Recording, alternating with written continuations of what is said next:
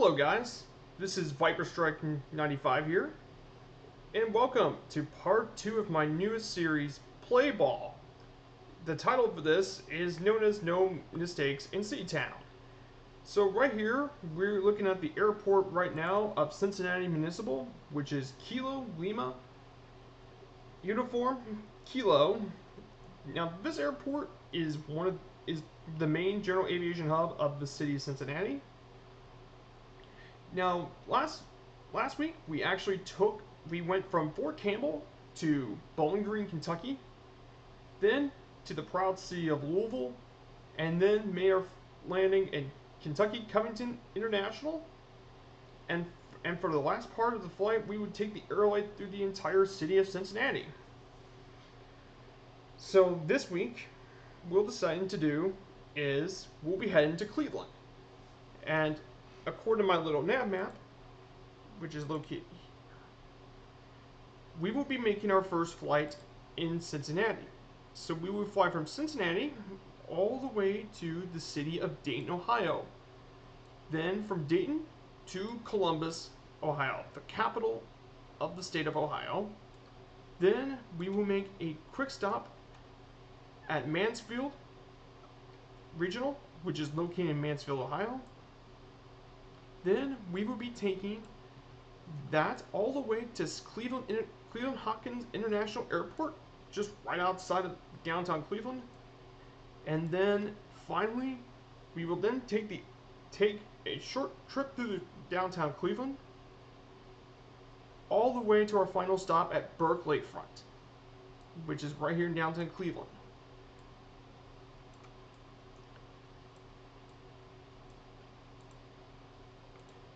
So I wanted to think,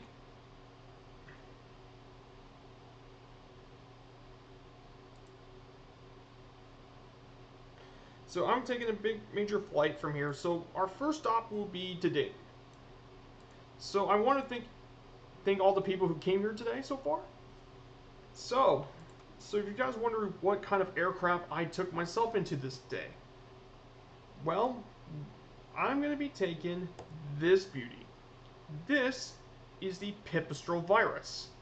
Now, for those wondering, how do you get this plane? Well, this plane actually comes with a Premium Deluxe Edition of Microsoft Flight Simulator.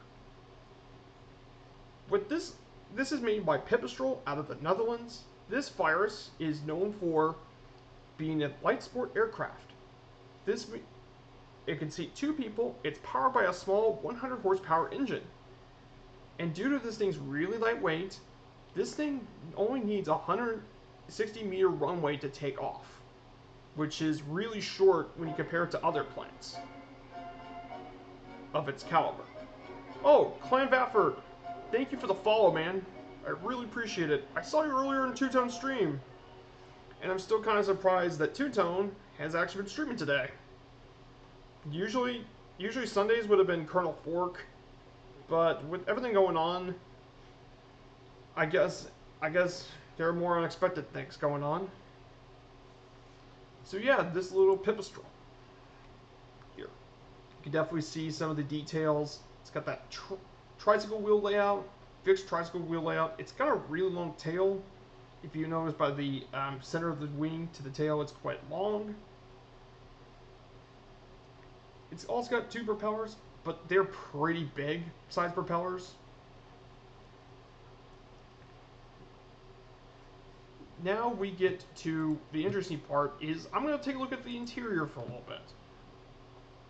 So in the cockpit, it's got some very unique features in it. One of the more unique features of the plane definitely is, it doesn't look like much, but this thing's actually got its own Garmin system, including an autopilot and such. Which press. But there's one more thing unique.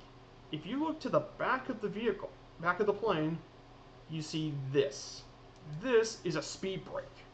And what you do with that is you can unlock this, then lower the thing, and it puts a speed brake into the wing.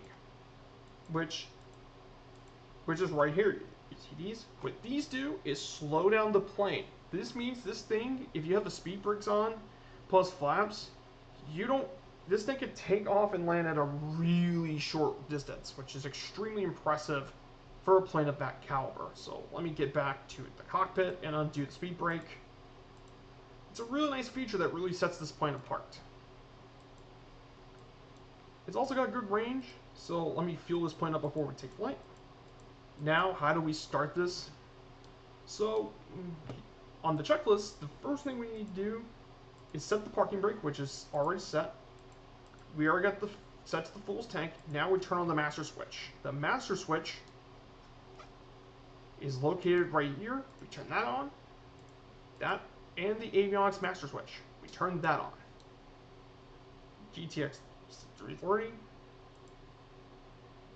Then we turn on the nav strobe lights. So let's turn the nav AC lights.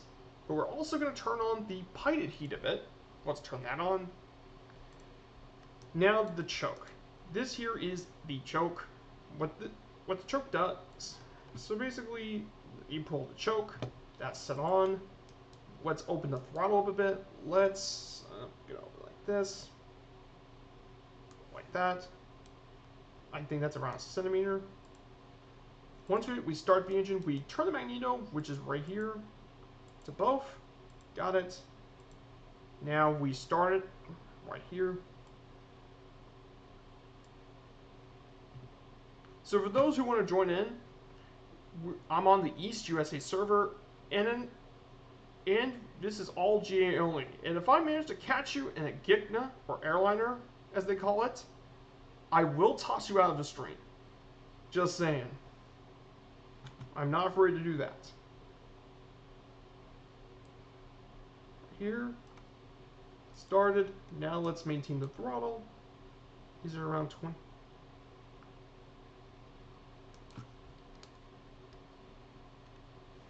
20. That's correct. Check the oil pressure. Oil pressure looks good. And let me set the course select, which is right here. This little thing's kind of neat. It's actually pretty easy to use.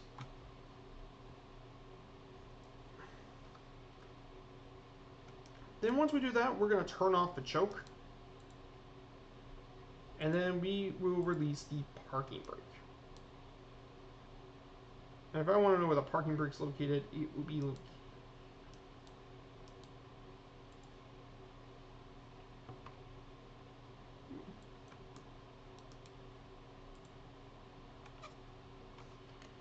And that's been released. So, let's get into the thing. So let's turn this thing around. Now we're going to have to be taken off at runway 03 right, which will be my straight.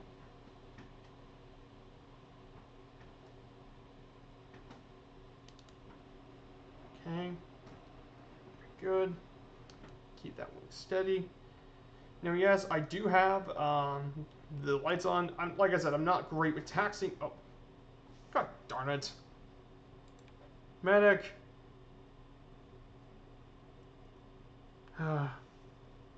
Sorry. That was a mistake.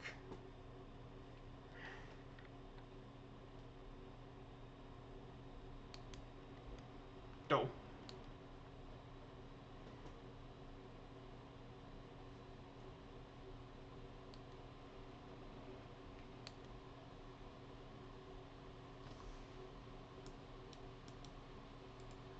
It's got the tank lights.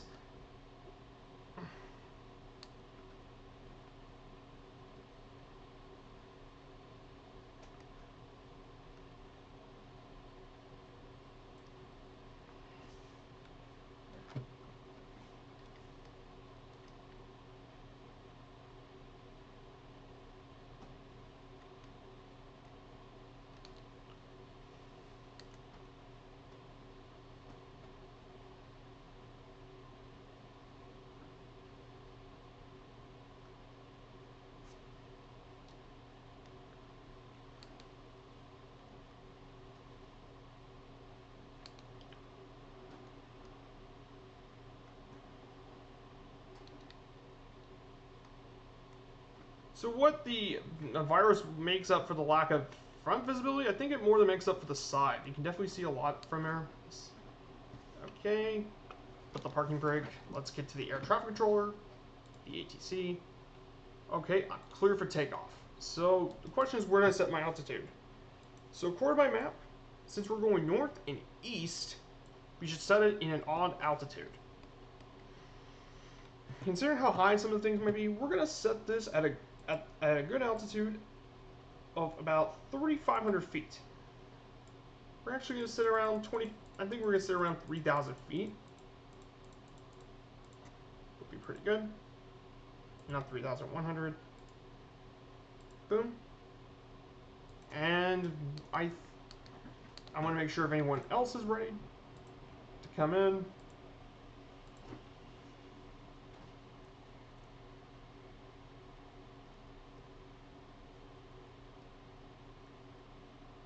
Make sure everyone else is here.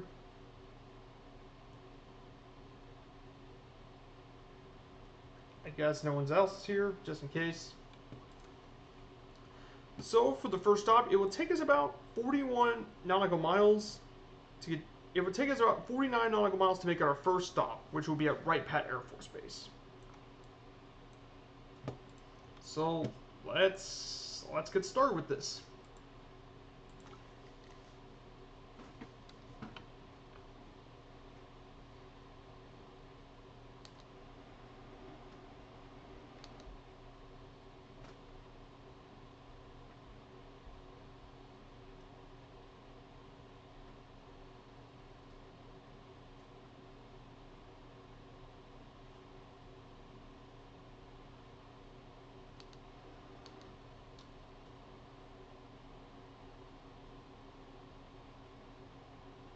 And I think we're off. Like I said, it doesn't need much of a runway. So we're going to circle around the airport for a bit.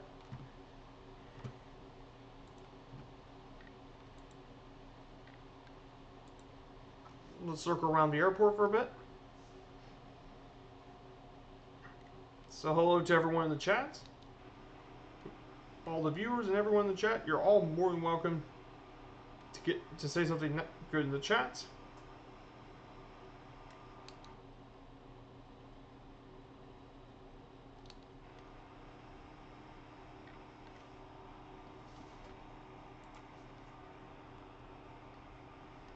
Set all that up.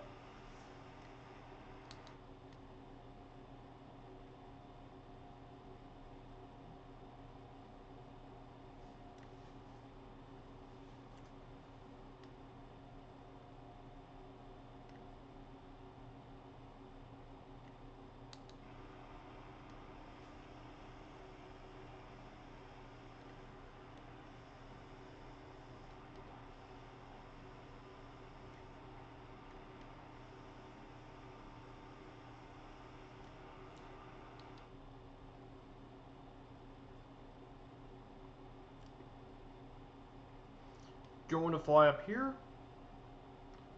overlooking the airports. Make sure anyone else is not here yet. Just making sure if anyone else isn't joined yet. So if you want to join us, I'm taking off from Cincinnati Lucan Municipal Airport. That's located in Kilo Lima Uniform Kilo at the East USA server.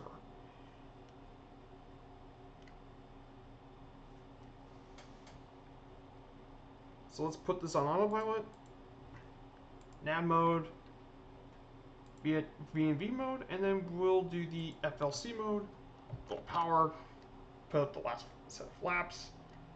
And this will be the last time we will be overlooking the city of Cincinnati. To our left, that's where we visited last time on Strand.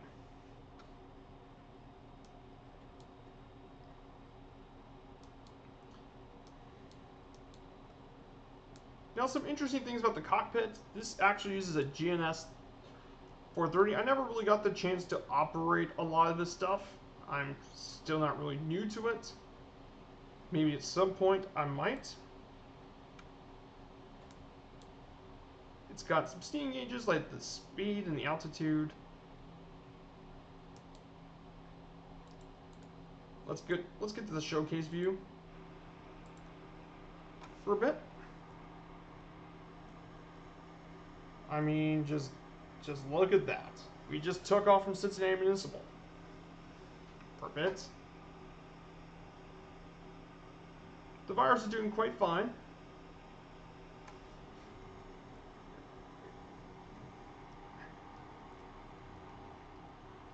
Just looking at the sunrise. It's really nice out here. Beautiful.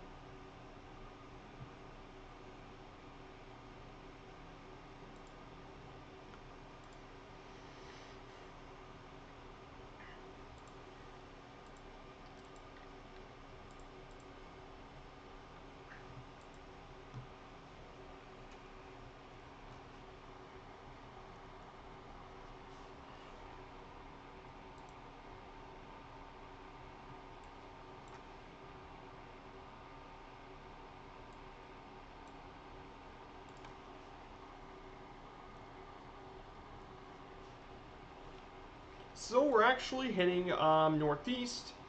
So first we'll be flying over um, quite a few places. Here.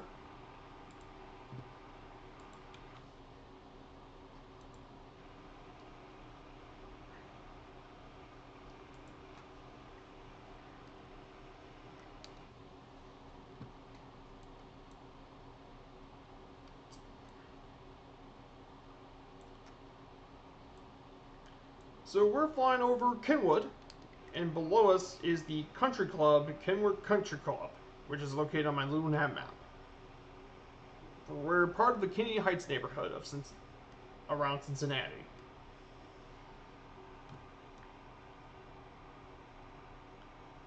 Like I said, we're not going to fly too far, so just going to fly the power a little bit slower. We're not going to fly really, really fast.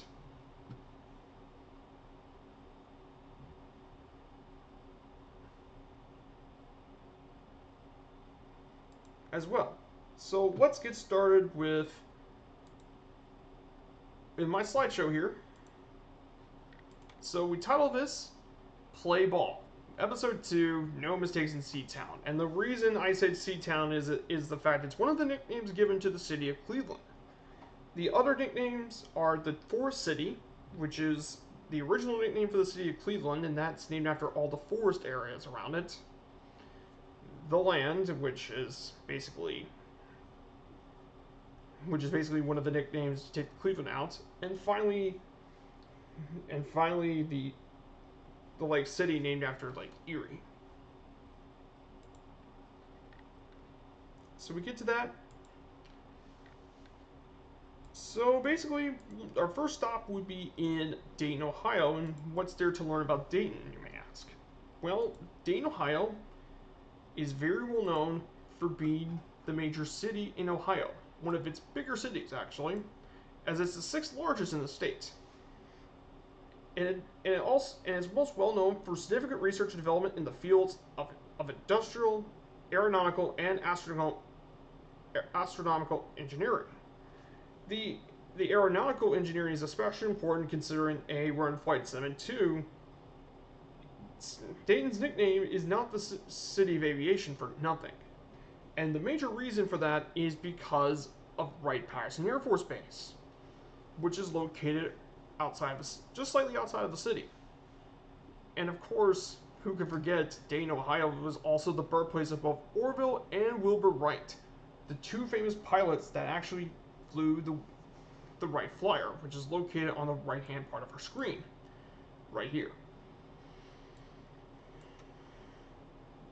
Dayton, Ohio's most famous landmark is the National Air Force Museum, which draws over 1.3 million visitors a year, and it houses over 360 kinds of aircraft and missiles on display. Among those collected include the Apollo 15 Command Module Endeavour, a Convair B-36 Peacemaker, which at the time was the largest bomber ever built, and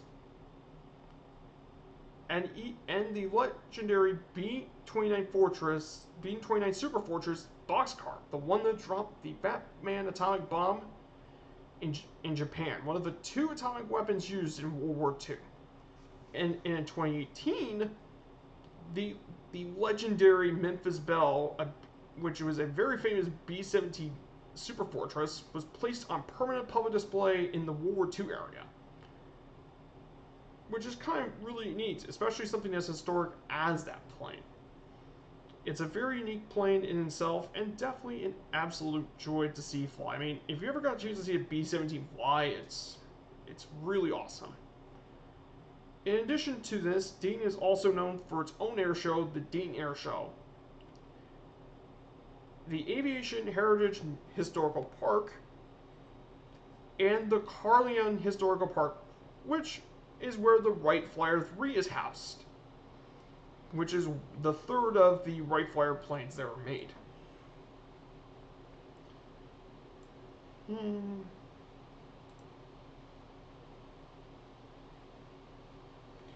Right here, the last picture is where the 3rd Street and William Street in Dayton are located.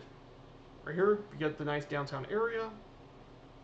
It's very beautiful in its own right. And as we can see here, we get the very nice Ohio countryside. Now, Ohio is not like the state of Indiana, if I would tell you one thing. Whereas a lot of Indiana is basically flat, Ohio's not as much so. It has some variation in terrain, like hills and such.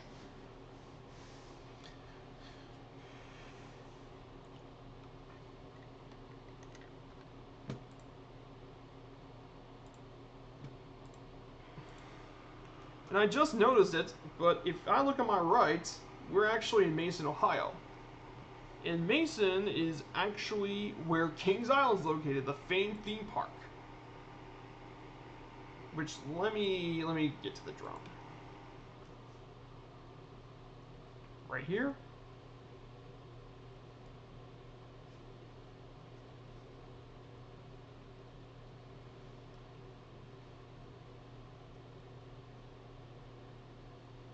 Right here. See this? This is Kings Island, the famed amusement park, and it's even got some photogrammetry, which it's actually got some photogrammetry here. I'm actually very surprised. So that is Diamondback, the B&M Hypercoaster, which goes over 200 feet tall. There is Racer, which is the racing coaster. Now, not built around here is the Orion, which is their newest roller coaster. It's 270 feet tall with a 300-foot drop. It is absolutely massive. There's Banshee, their inverted coaster, right here.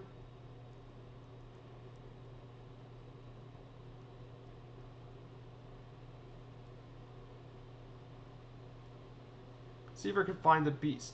And this here is the Beast, the world's longest wooden roller coaster at over 7,300 feet long. It is over a mile long, which is just absolutely insane. I mean, do you know how much engineering would go to take to build something like that? A lot. So yeah, guys, this is all Kings Island.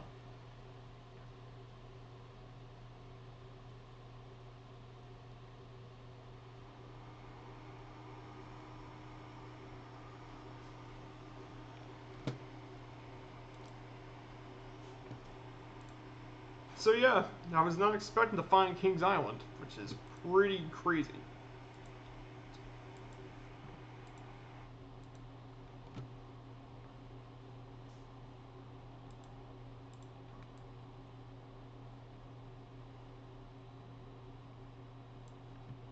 Which is pretty crazy to think about when we get started on our trip.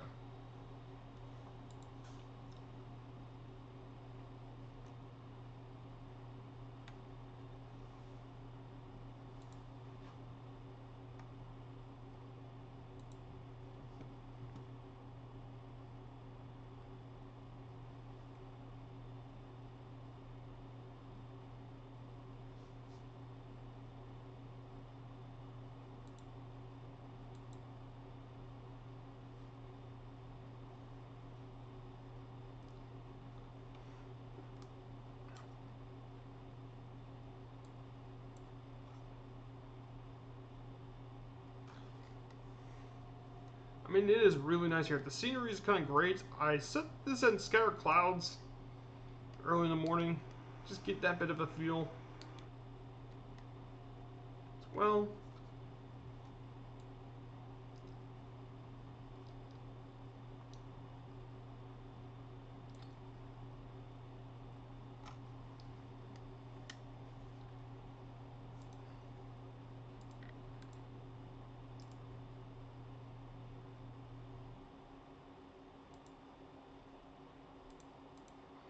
So in addition to Dayton, Ohio being known for the Air Force Museum, Dayton, Ohio actually has quite a few other things known about it.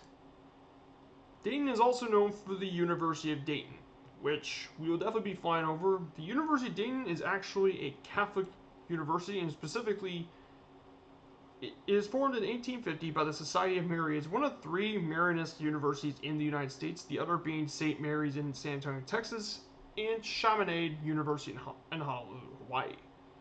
They're actually the second largest private university in Ohio. And their athletic programs are known as the Flyers, which is a very fitting nickname considering that Dayton, Ohio is very well known for its aviation history. And one of the things that's most interesting is that Dayton basketball itself is actually top 30 in the entire country in average game attendance of all Division I basketball programs, which is crazy to think about when you consider that that's above many bigger universities like the University of Florida and the University of Michigan, which were all much bigger universities than this as well.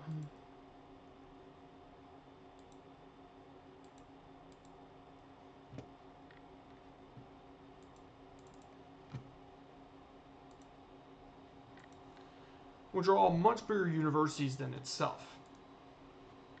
And one more really awesome fact about the city of Dayton, about the University of Dayton, is that their basketball arena, UD Arena, has actually hosted more NCAA tournament games than in any other arena in the country. So when people talk about basketball, it's kind of easy to forget that Dayton, Ohio is a major basketball destination, which is kind of cool to think about.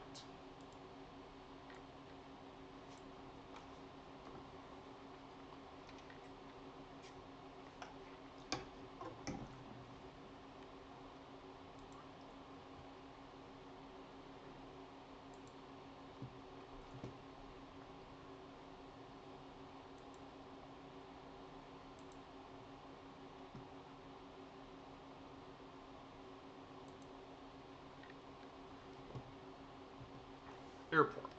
It's kind of cool that we get to fly around this area for a bit. What's great is because this engine's kind of powerful and the plane's kind of light, I don't really need to go super fast to get a good speed. I can actually keep this up pretty consistently as well.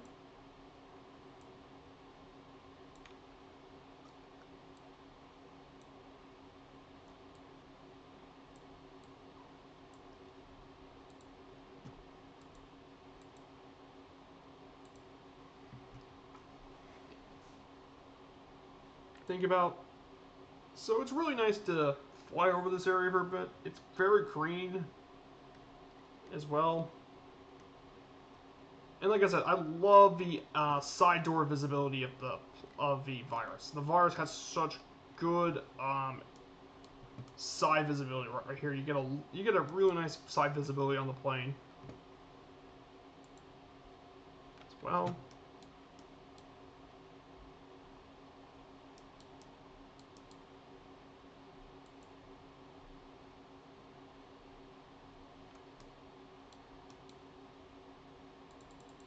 So I can change the brightness. I can 29.92 is the standard. That's fine.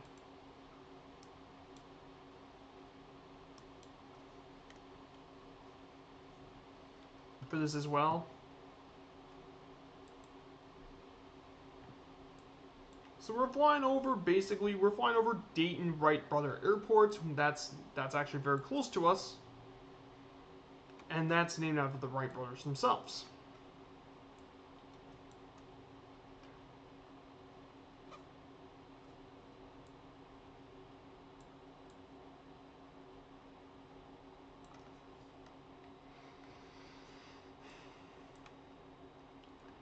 So I got some few questions in the chat. So you guys have any questions for me in the chat? I'll do my best to answer any questions that we got.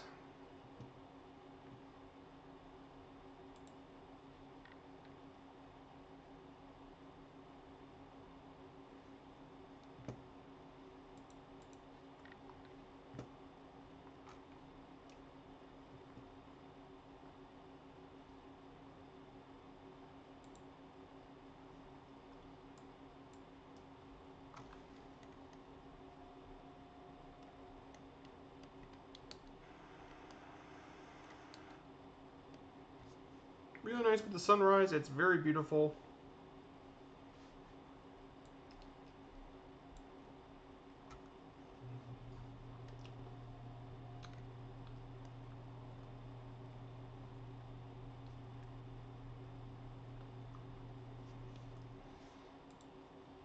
Oh, hey there, Splasher. Hey, Viperstrike, just jumped in. Is this the Pipistrel? Yep, this is the Pipistrel virus there, Splasher. This is actually one of my favorite planes, and this is one of the planes I really wanted to fly in when I get the Premium Deluxe Edition, and this plane's absolutely worth it. It's such a fun plane. It's light, it goes quite far, it's really easy to take off and land with, you don't need much space, and the side visibility on the side of the wing is extremely impressive. You get tons of visibility, which makes this quite a good sightseeing plane if you ask me. Plus you can really adjust the speed to wherever you like. You can go really fast with it or really slow. Ah, cool. I've not tried it yet. Need to get busy. Yeah, I think it'd be a good time for you to get busy, Splasher. So, how are things going with you?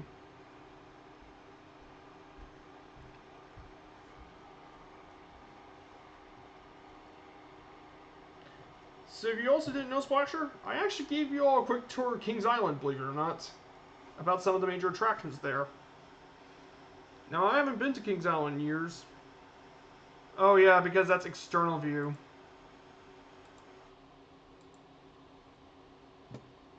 Yeah, that engine's kind of loud.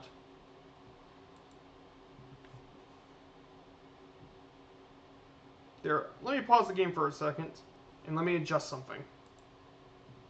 Hold on.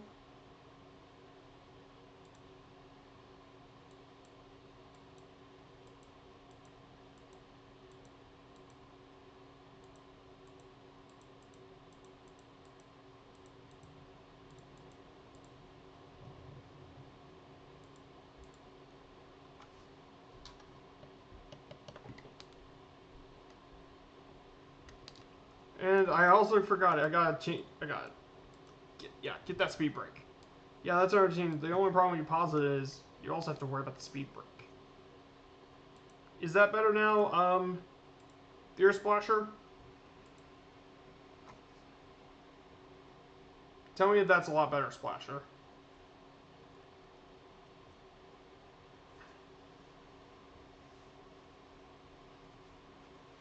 Yeah, absolutely. Yep, I'm glad that's the case. It's good that I did this before we went to our first stop. So, Splasher, if you didn't know, we'll be heading to Cleveland, Ohio today. And we're right near our first stop, which is Dayton. Now, a lot of people think Dayton is just a college town. In reality, they do have a professional team. That professional team are the Dayton Dragons.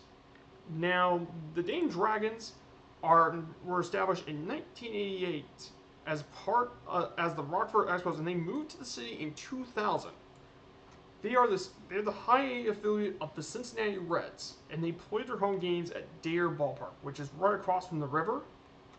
However, the one thing the Dayton Dragons are known for is their attendance. During their first season, they set a Class A record of 581,853 fans, and broke the record 3 more times in 2003, 2004, and 2010. In fact, their record from 2010, a record of attendance crowd of 597,433, is still a record that stands today. In fact, they're one of the major attendance leaders in all of minor league baseball. The only Class A team to actually do so. And in fact, from 2006 to 2018, they were number one in attendance from all teams below the AAA level, which is crazy. And in addition to this as well, the Dayton Dragons are also well known for having the longest consecutive game sell streak in professional sports, which as of now is 1,316 sold out games and counting. So basically, that is actually nuts to think about. A minor league team having sold out that many games. So the MLB alumni of this team include Red Star Joey Votto, Adam Dunn, and Edwin Encarnacion.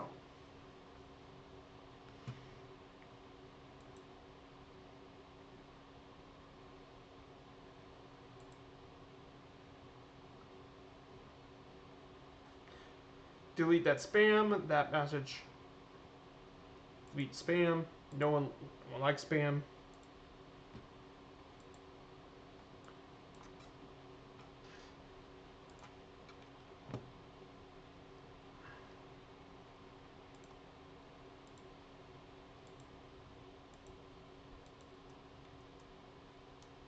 So right here we can definitely see a few really interesting areas. To our right, this includes the glass factory, which is located around down here. Montgomery Gold Waste, all of that sort of stuff. Like I said, I love the door visibility. You can just see every little detail out of the door. The door visibility is so good on this. And I wonder if I can do this from the other side.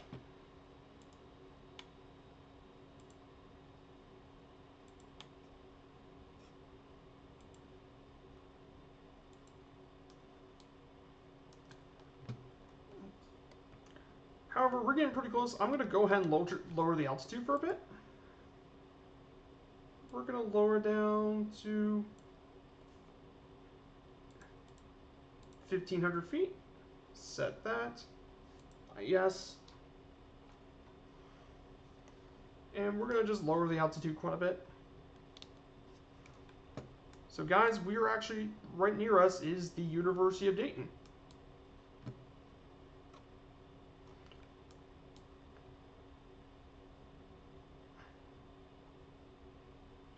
Down below us, that is University of Dayton Arena, the home of the Dayton Flyers basketball, and that is Welcome Field, that stadium, home of the Dayton Flyers football team of the University of Dayton.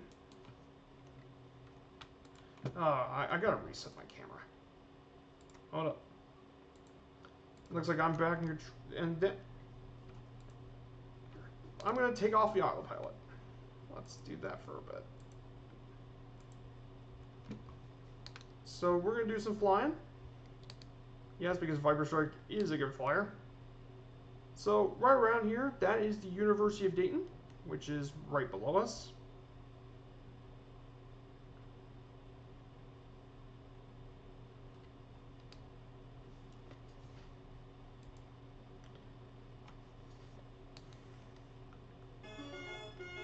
Two-Tone Murphy just rated with a party of 69. Nice. Well, look at that. Spitfire in Simmon. SRAP 21 has just followed. Thank you so much. You know what? 69 is the nicest number of all. For obvious reasons. Dougal McTavish. Nice seeing you around. XBMF X Murphy just followed. Thank you so much. So, guys, Raiders, we're actually flying over the city of Dayton. Very, very nice look. Spitfire RAF has just followed. Thank you so much. All the raid. City of Dayton, absolutely amazing. Chill Corky has now just followed. Thank you so much. I greatly appreciate everyone here. Stream audio events loud. Sorry about that. Sorry about that, Joey.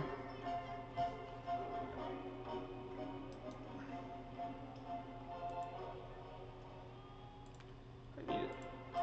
Dougal Tavish is here. Thank you for the follow.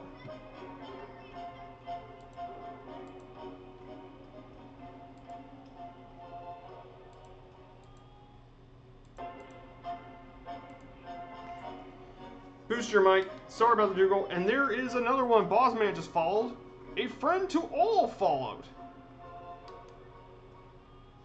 Sorry about it. All the follows. I was not expecting it. The alert sound, yeah, I'm trying to lower the volume for it.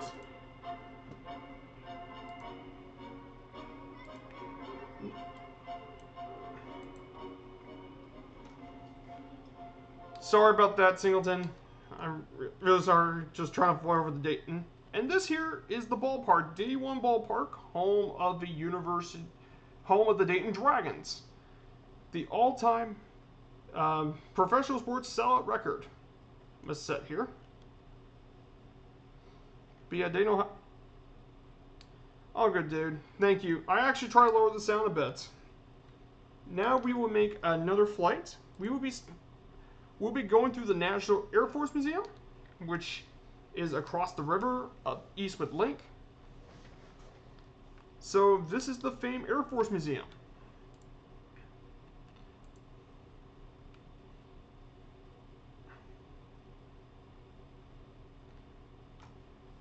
Washington? No, this is actually Dayton. Dayton, Ohio, to be exact.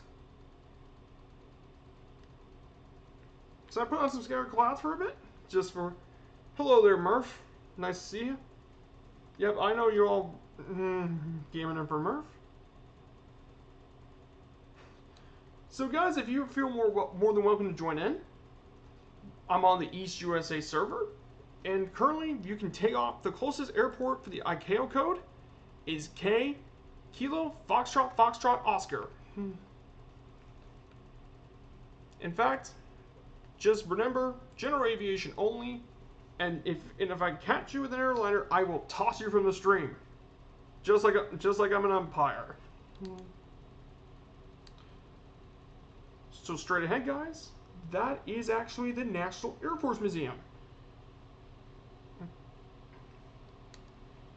This is the famed Air Force Museum that has hosted more than 1.3 million visitors a year. No, Joey, I sound better now. Thank you, Joey. I really appreciate it. Thanks for the criticism. Like I said, managing the sound stuff is not easy. That's something I'm used to. And the time weather, you guys can feel free to use any weather. I'm using scattered clouds. I wanted to do something a bit different with the weather, so I think that's what I was wanting to do. So there's the Air Force Museum. There's the parking lot. There's the 3 hangars where you have all the exhibits. In fact, the scattered cloud one's distant, and there's the whole museum area of aircraft down below. So now I'm getting ready to finally land. Guys, I will be here, so I'm gonna turn down the trim, raise up the flaps. The problem with doing this in the cockpit is it's not really easy to know how much trim you put. Do this.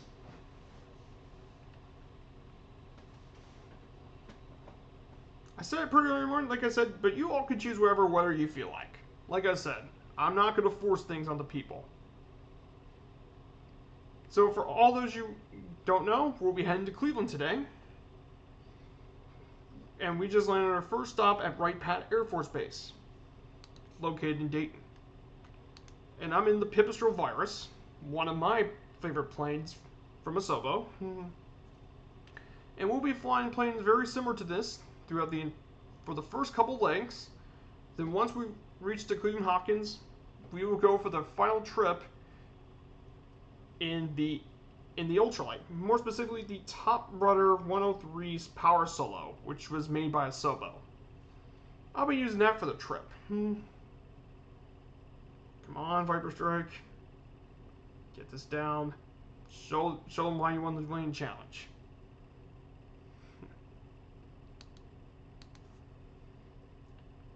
Easy does it. Turn off the power. Got this.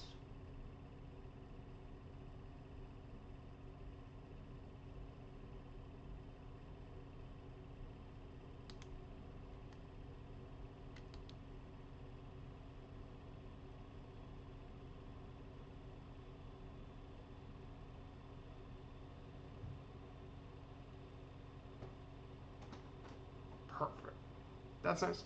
And P Delta Bravo in the TBM. Okay. I'm going to park out here in the grass for a bit.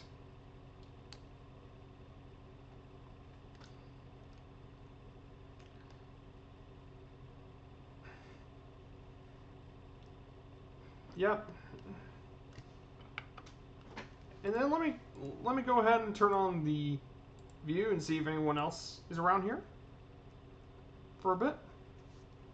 See if anyone else is around here trying to land. I know I found you, Pete Delta Bravo. I think you're the only one that landed here. So I guess for all you join in, let me just go ahead and head to the intermission.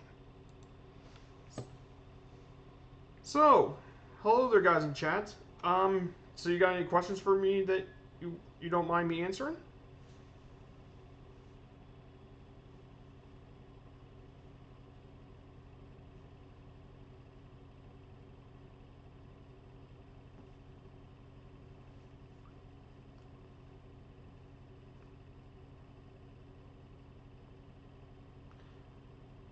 Camera not showing? I'm doing this on purpose. This is the intermission. I guess I could add a new thing. Let me see.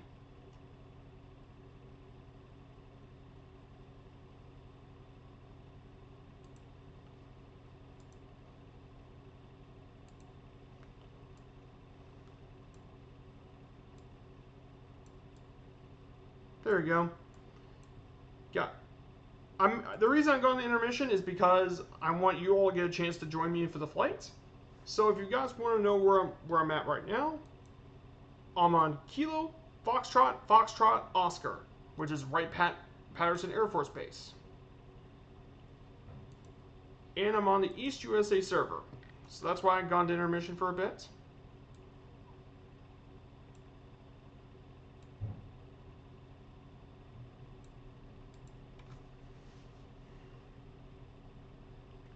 Yeah, I'm just waiting for many of you all to come in if you guys want to. Feel free to. Yes, the zoomage. Yep, I want to make it nice and big for you all. You get to know me for my glory.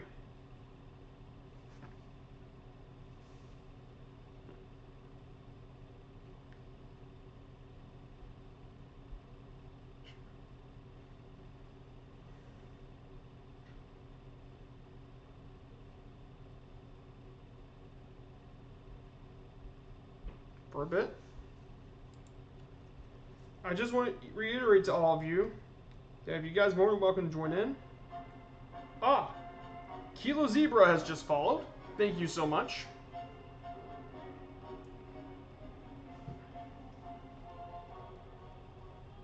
It's good to see you there, Kilo Zebra. I really appreciate it for the follow. So if you guys still in the chat, if you guys don't mind, we're in Kilo Foxtrot Oscar at Wright-Patterson Air Force Base. And you're more than welcome to join in for the East USA server. Just remember, general aviation. Just use GA. Don't think about using airliners. That's the last thing I need.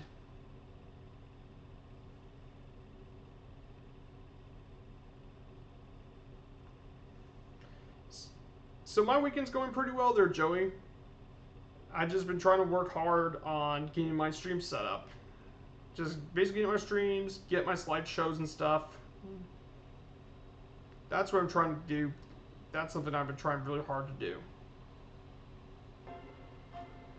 Mrs. Two-Tone has followed the base hit. Thank you so much, Mrs. Two-Tone. So yes, Mrs. Two-Tone, I know today is Two-Tone's birthday, so please keep him on a close leash. The last thing we need is for him to take too much of a sippage. If you know what I mean. Closer to the microphone? Well, basically, is that good enough, friend to all? Hello there, Danish G and Annalisa. Like I said, I try to be careful with the microphone, give me a bit of space. I don't want to be too loud. LOL, Annalisa, yeah.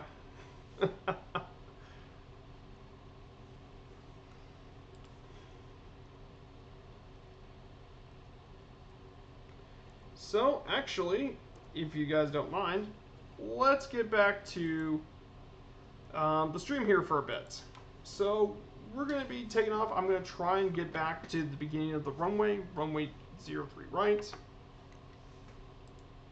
Still stuck in the cockpit mode. So earlier on stream, guys, I managed to actually fly over, give you a camera tour of Kings Island, the theme park around the area. LOL, oh I will. Yes, you better keep Murph on a leash. Please. Not just for me, but for the Thunderflies.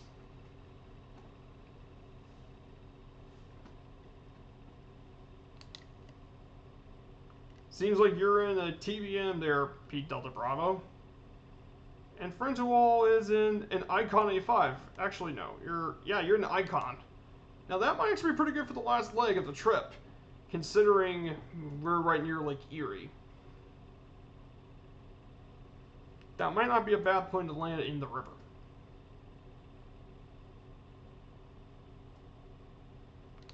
So we're going to go back from the runway.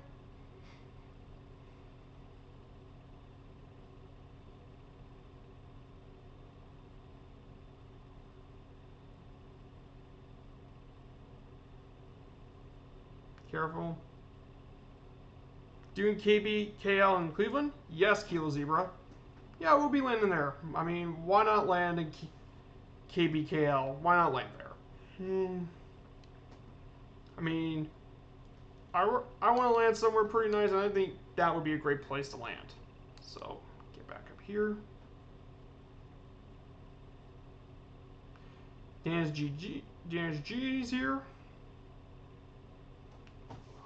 Gonna do this. I'm gonna set this back up at. I'm gonna set this at 2,000 feet for my altitude.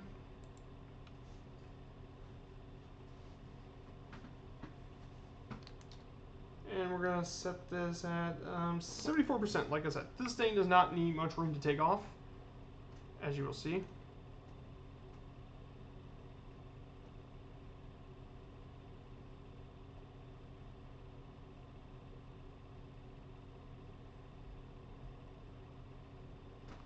And we're off. Look at that, not barely enough room. Most Cessna 152s could not take off. 172s could take off here. So we're gonna just circle around the Air Force Base for a bit.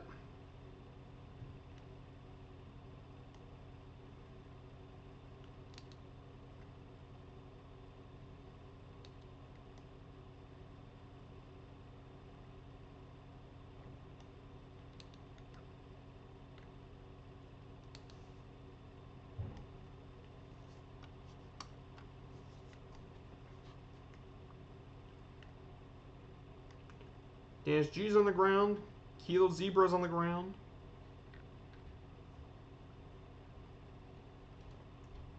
I don't have any commands yet, Annalise, unfortunately. I don't have the PC specs.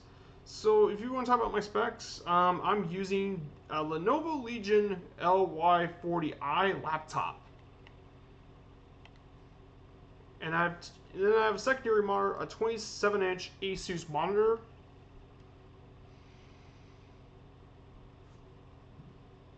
Those are the two things I'm using. What kind of graphics? A mix between high and medium.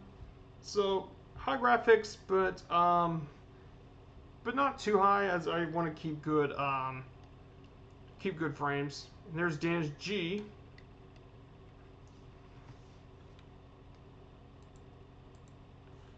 Let's put on the autopilot for a bit.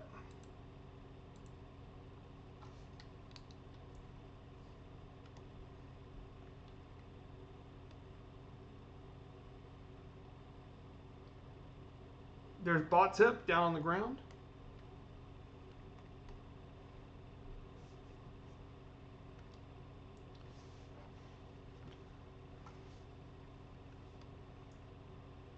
So anything else you guys want to talk to me about? I think I'm more than interested to hear what you guys want me to know about. I think there's a lot of things we can all know about. As I said, the two-tone community is awesome. It's been a huge help. Lower the speed a little. this to be a fun little cruise. So not much the speed. P Delta Bravo. Brenta All, Kilo Zebra, Botip, Dan's G. Thank you all for flying with me. I really appreciate it. So now we get to our next stop. Our next stop will be in Columbus, the state capital of Ohio, which is really big actually. Columbus is a really nice city in itself. So now we get to talk a bit about the city of Columbus itself. Now, we all know that Columbus is the state capital of Ohio. And it's the most populous city in the state of Ohio itself, with a population of 898,553 people. Columbus is absolutely... I've seen from the pictures you post, you see many places. Which would you say is the favorite so far? For Mechanical Madness, if I were to pick my favorite place to visit in the sim, I would like... It's any photogrammetric city that in Aerolite. It's one thing to fly over with a 172 or an X-Cub. It's another thing to fly over in an Aerolite. It's a surreal experience, and I highly recommend it. Do you use any flying equipment? Yes, I do. I actually have an Airbus side stick and throttle quadrant, and I'm using Thrustmaster pedals as well. There, Annalisa. But yes, you can see on the right, they're well known for the Ohio State University. And yes, I'm not kidding. We call it the Ohio State because they actually actively try to trademark the word "the."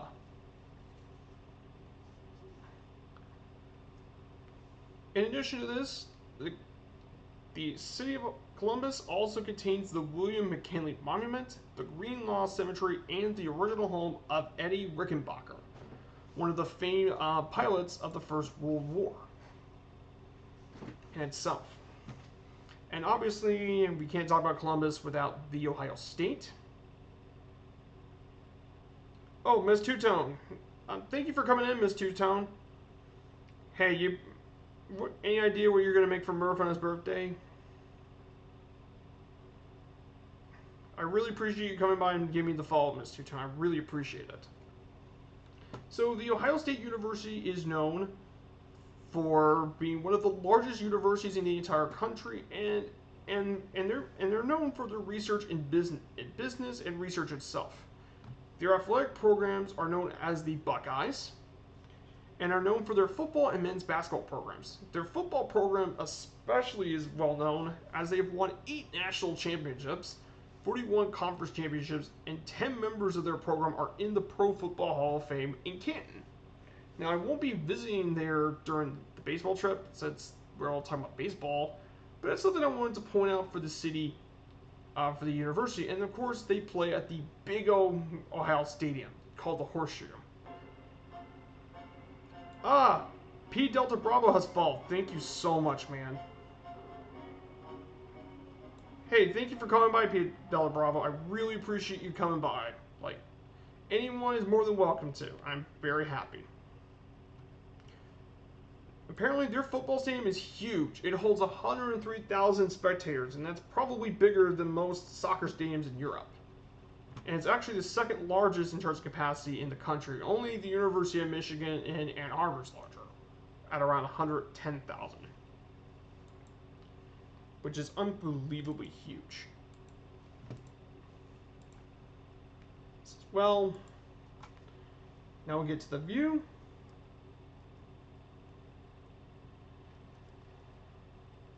There's Friends of All, Kilo Zebra, Dan's G, Kozaki Flyer, are all around.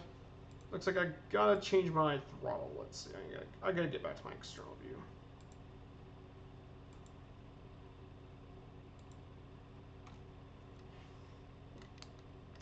But look at this. I mean, really low flying. I like to fly a little low, see the beautiful countryside. And like I said, I love visiting's door visibility. You can see so much out of it. It's just lovely.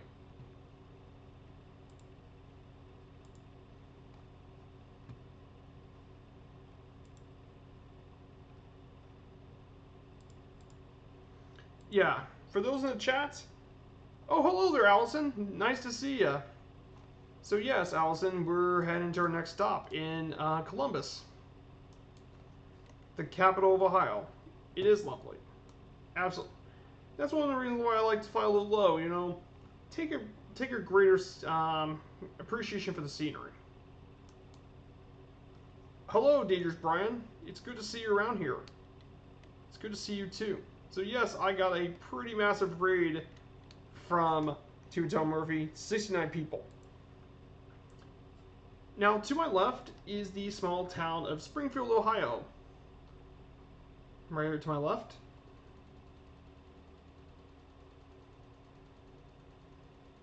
Place.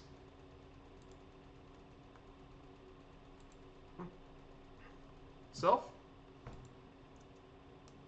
It's definitely a nice small place in the state of Ohio. It is quite a lovely little place. Hello there, Rad Pilot Randy. Good to see you around here too. It's quite nice to be around with you all as well.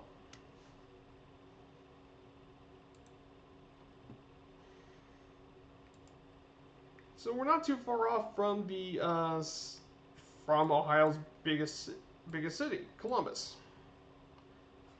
So if you feel like you want to join in, the closest airport you can join us is Kilo Uniform Yankee Foxtrot, which is Madison County Airport.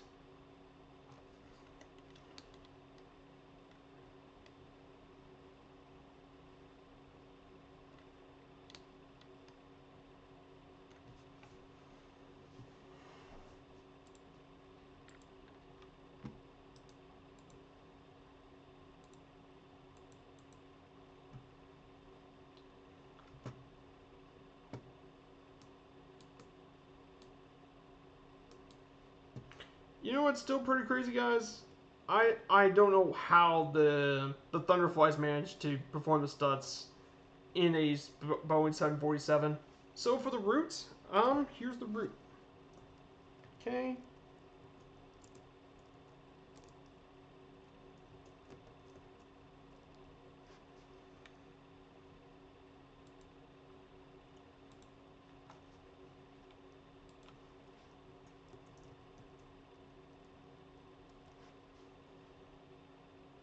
You helped me with commands this week. Yeah, I really appreciate it, Allison. Yeah, that's something I forgot to work on the commands.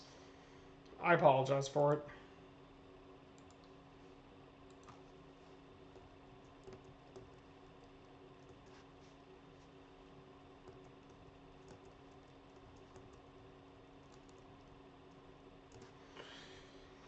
So there's the route for you all. Yeah, that's something I gotta work on too. But here's the route if you all are interested in it.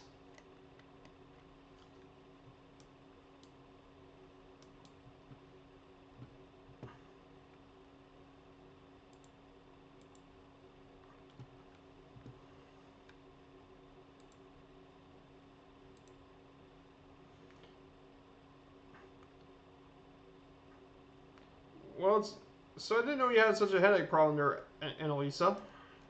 So I hope you're feeling better.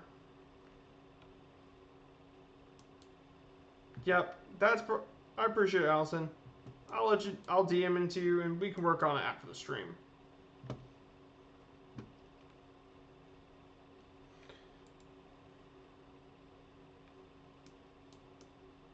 Just fly a bit slow. Take it nice and easy. It's the last of the weekend. Take it nice and easy. I also installed a new name tag mod, which is something you all can see. There's Dan's GG. Is that in a... I think it's the Thunderfly 339. I believe.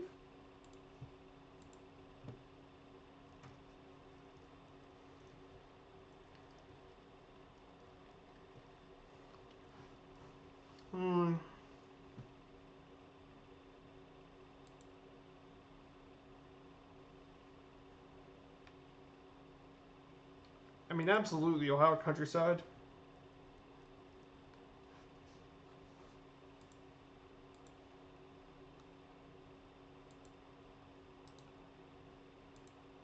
Hello there, Kazaki Flyer. It's good to see you, man. I really appreciate you being here, and I see you all the way back in the pack. So, if you're really far away from me, don't be afraid to use the slew mode. I don't mind. Like I said, I'm not super strict about it. Kep's flying field is nearby. Ah, good observation there. There, friend to all. Yep, that's been around here in the map.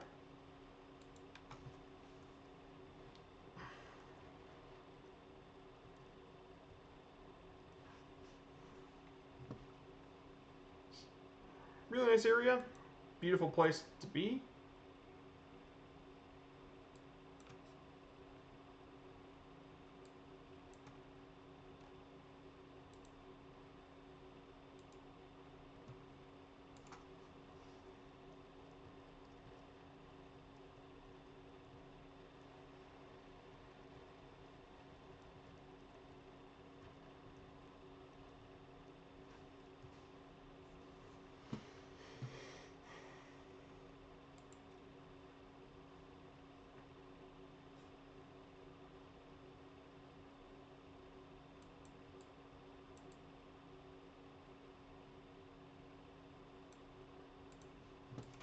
Yep.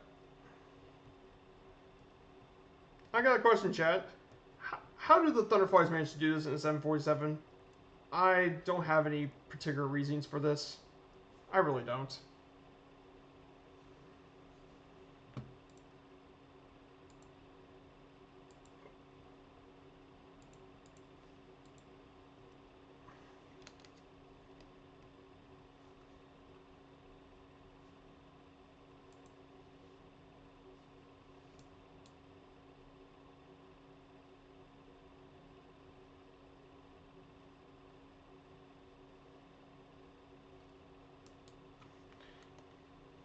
Yep.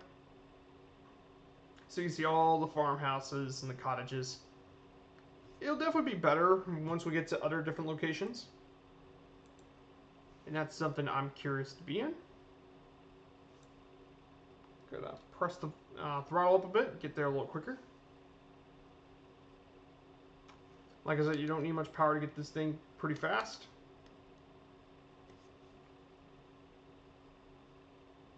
So ahead of us is the small town of London, which is home to Stanley Electric, which is located up here.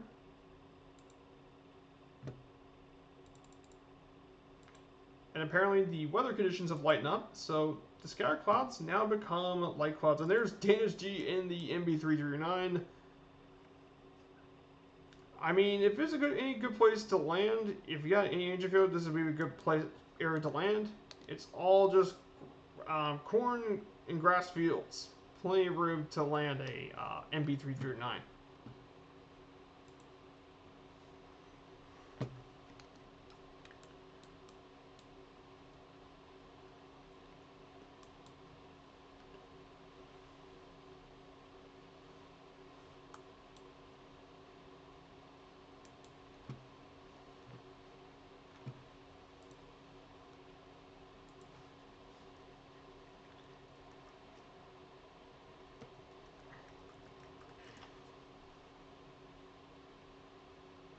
So basically, in terms of agriculture, the main crops that usually grow in Ohio are soybeans, which is its largest crop, and also corn as well.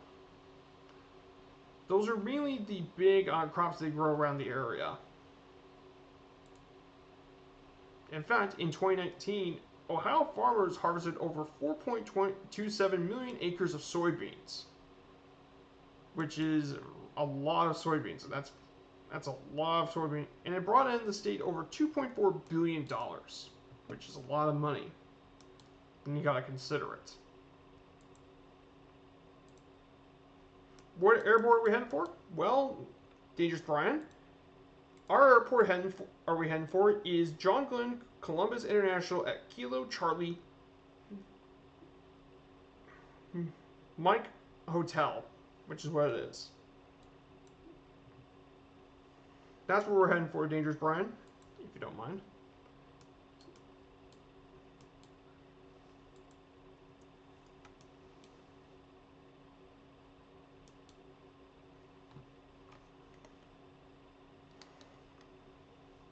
Just look at that. It's just amazing flying over the low ground.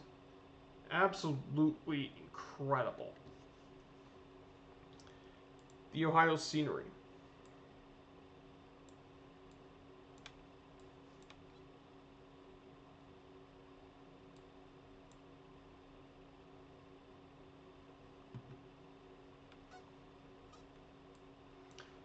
So,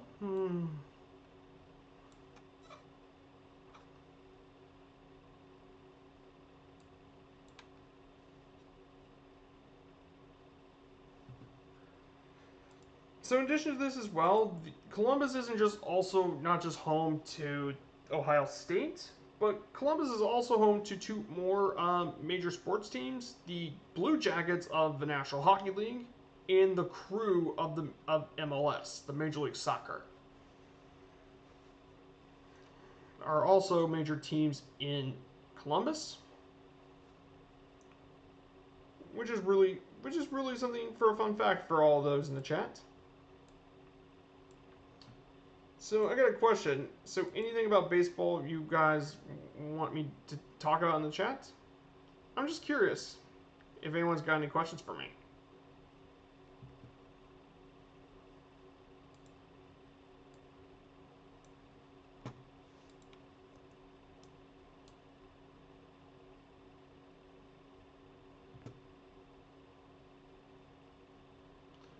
Looks like in terms of fuel, let's check my fuel count. 77%. That's pretty good.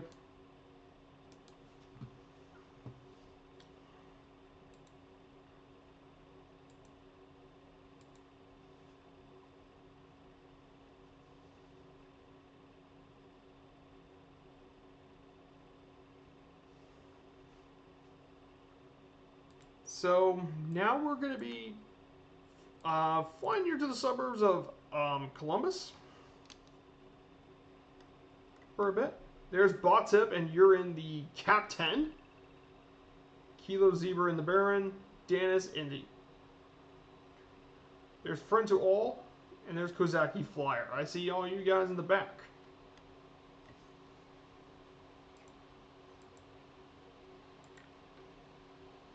So let's talk about the baseball team that's actually from Columbus. And I'm talking about the Columbus Clippers. Good evening there, Goblin Zeus.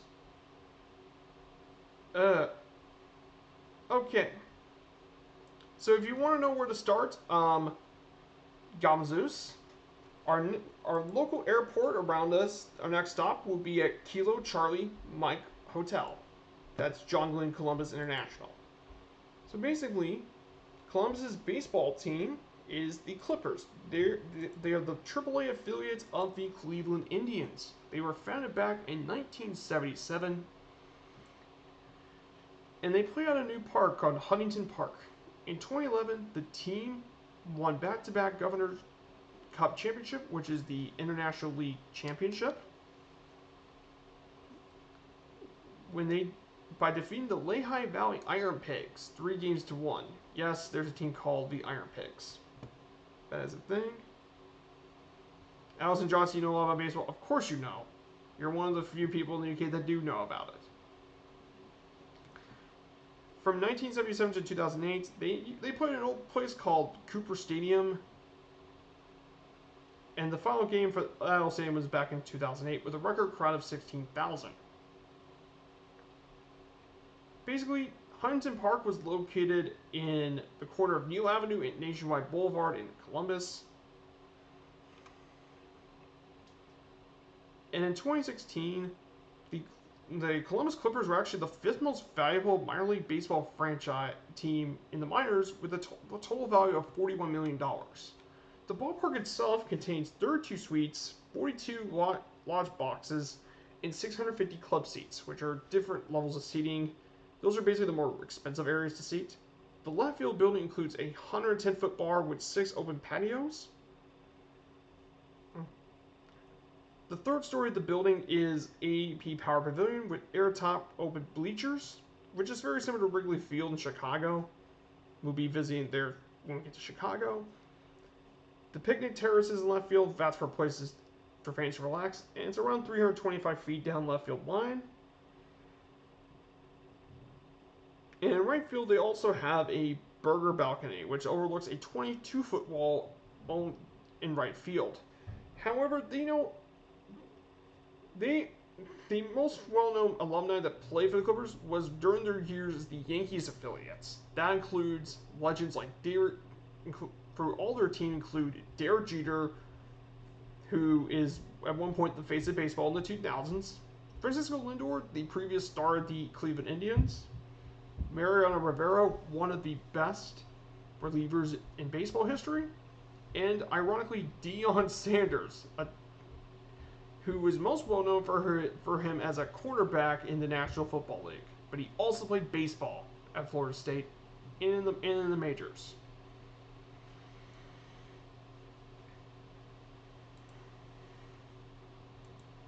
Goblin Zeus, I know little in baseball only when I saw movies in France. Yeah, I can understand it's a cultural thing. It's just like it's very similar to the United States about soccer. Or association football. It's very similar in that respect.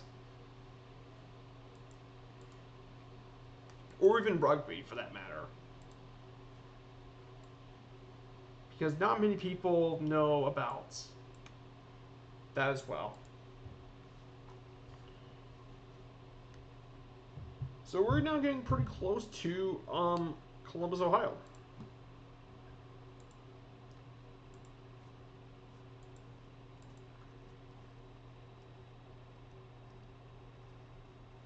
There's Dan G, friends all.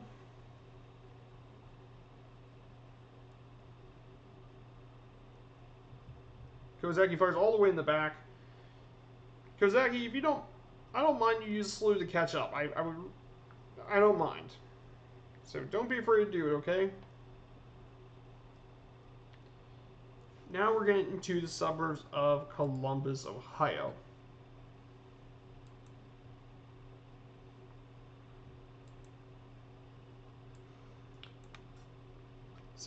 So I'm going to show up my little net map for a bit. Right here. As we can definitely tell, we'll be going around all this area.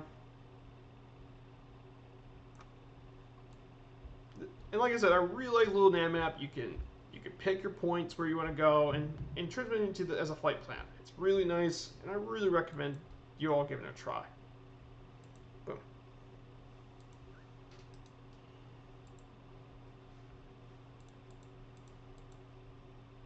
A bit slow today. Pause for the phone call. Set me back in for. It's okay, Kozaki. What things in life happen. So, like I said, don't worry about it. Things in life do happen.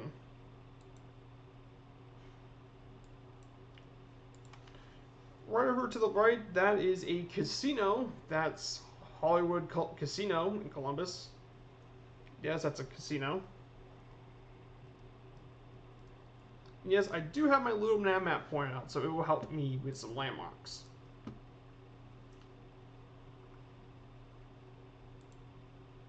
I don't slew. Oh. Sorry about that. I get it. Some people don't like slewing. I only slew if I ever get to a wreck, or in the case if I accidentally messed up and I'm set way far back. That's the only time I'll ever use it.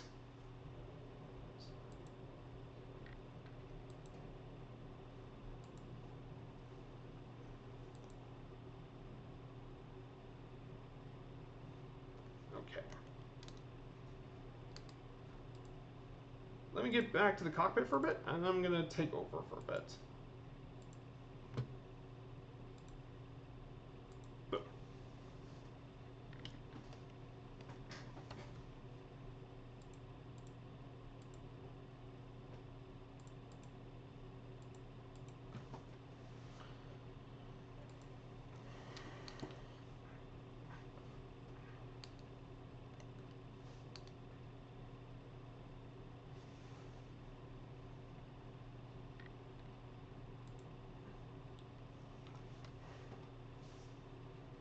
So we're right next to downtown Columbus. I'm gonna try and fly around downtown for a bit.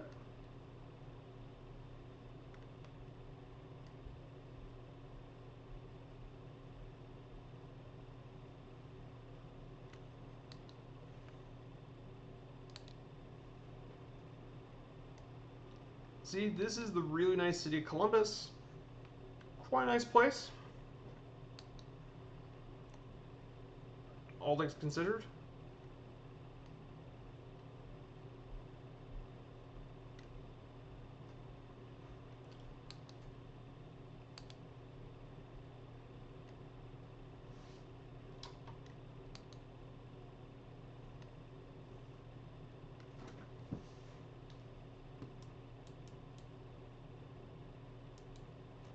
Here it is. This is Columbus, and then to our left, this is Huntington Park, located right here. It's not detailed in the best, but it is actually decent.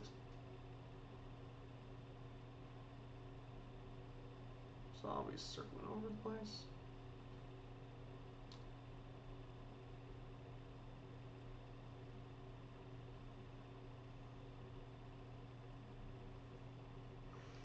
The only thing I don't like about a lot of these ballparks is they do have a lot of extra foliage for some reason.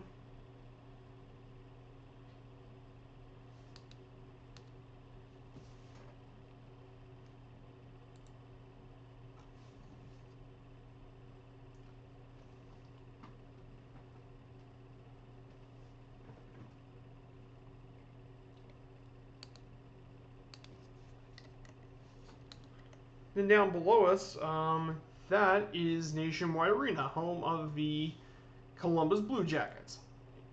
They're part of the National Hockey League.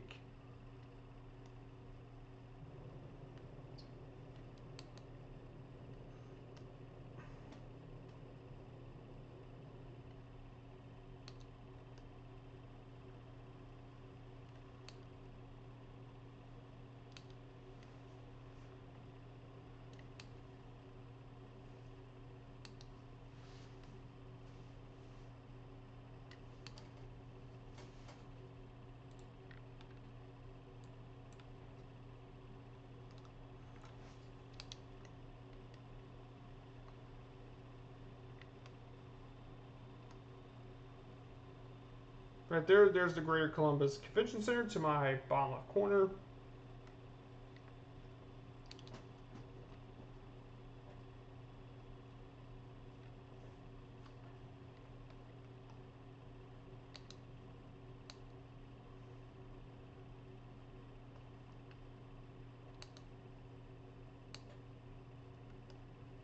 Now we're going to be visiting the next place. We're going to fly by Ohio State, the Ohio State University to be in fact. Now, Colonel Ford did actually land at the Ohio State Airport, which was located there during his Coors Airstream. So we're just going to do a simple flyby of the university.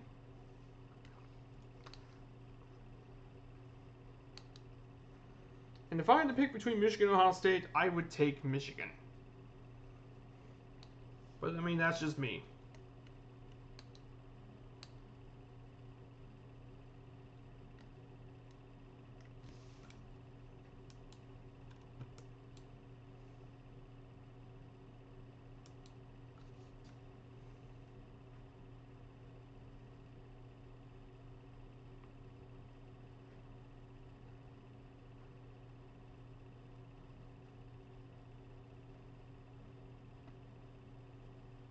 There she is.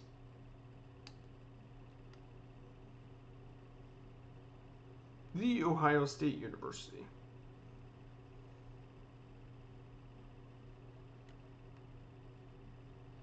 They also got their own college baseball stadium too.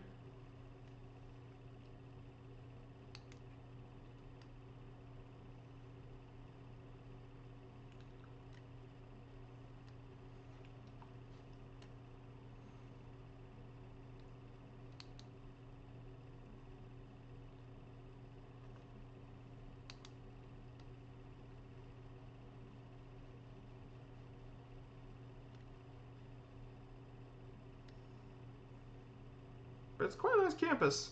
It's also huge.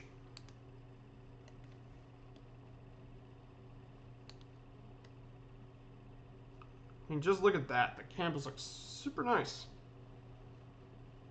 Maybe the chopper you can land in the middle of it. Yeah, probably. Or even just in the little arrow lights. Could probably do like the top rudder solo could actually land there.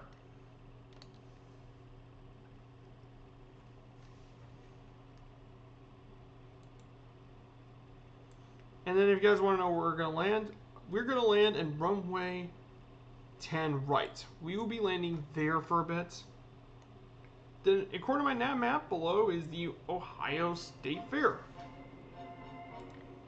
Ah, Exponent H40 has just followed. Thank you so much. Thank you so much for following the stream. Stutters. As long as none of it leads to CTD. That makes me happy. There's the old Columbus Crew Stadium to our left. That's where their MLS team plays.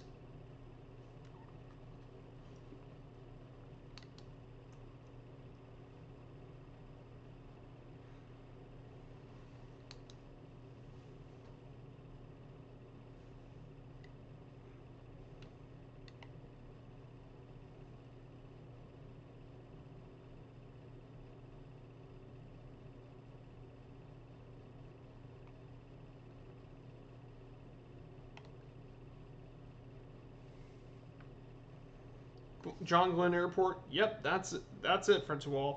That's where we're going to be landing our next stop. At 10 right.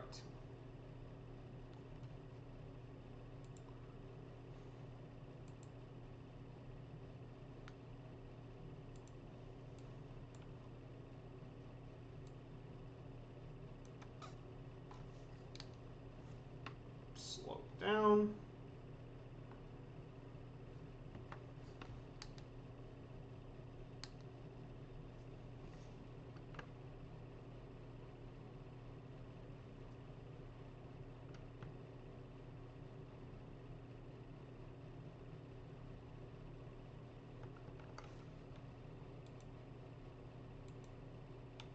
Annalisa, thank you so much, Annalisa, for stopping by. I really appreciate it. You're a legend. Murph's called you a legend for a good reason. I really appreciate you being here. I bet we're all kind of hungry, aren't we? Oh my goodness, the stutters. Oh, the stutters. No autopilot, just flying here, just fly and follow friends. Of course, because that's the point of a lot of the group flights. Is to be here with friends.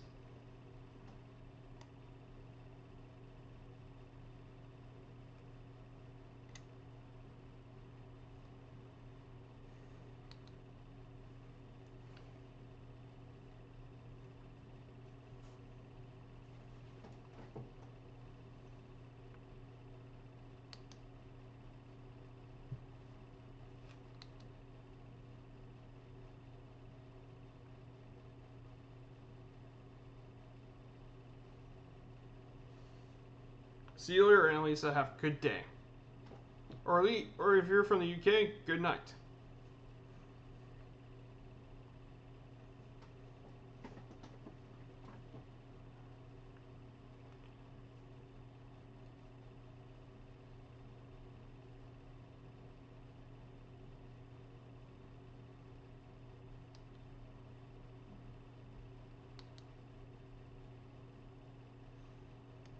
Oh no.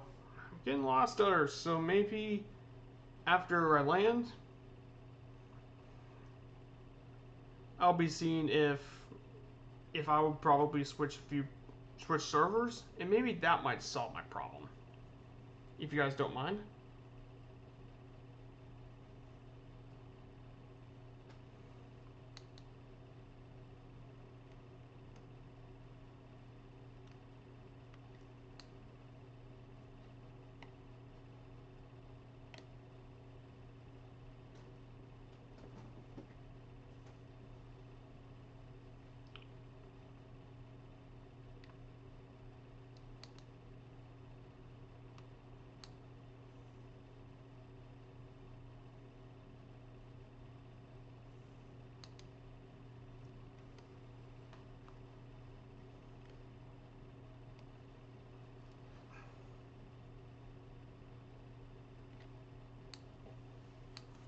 land.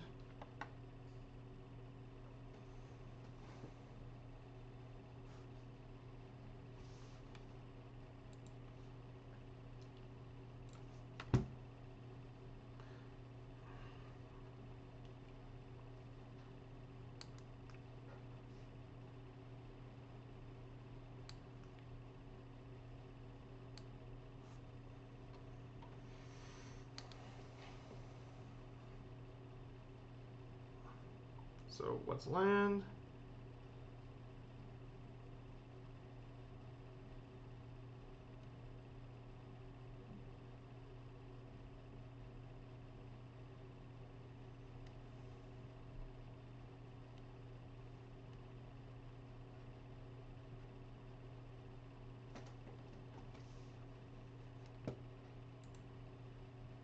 Boom. Down.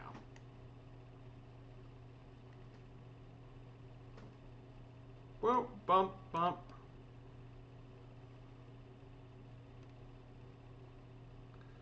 Oh man, stutters. Stutters are horrible.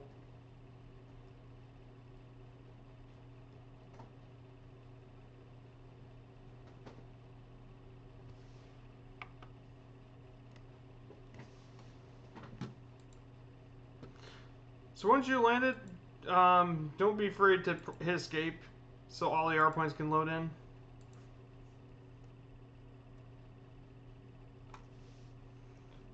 Looks like bottom's down. And we have Danis, Dangerous Brian, Kazaki Flyer, and Rad Pilot Randy still flying with us. Kiva Zebra's down. Chargers Airport, yep. Fly, fly, fly. Fly there, Goblin.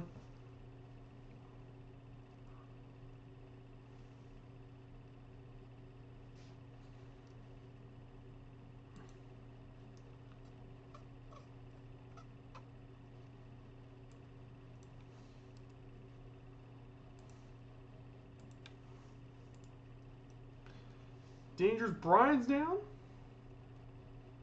And that appears to look like a Cessna 172. Nice.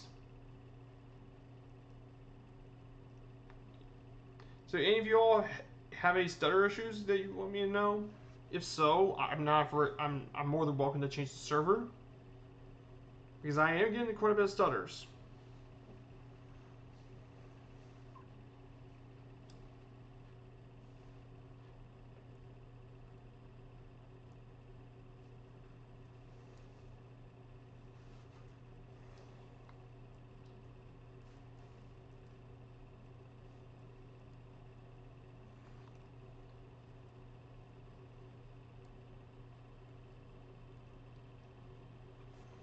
Here's Kozaki Flyer. He's going to go down. And a Bonanza, I believe. And he is... And I think he's down. He's down. He's got it.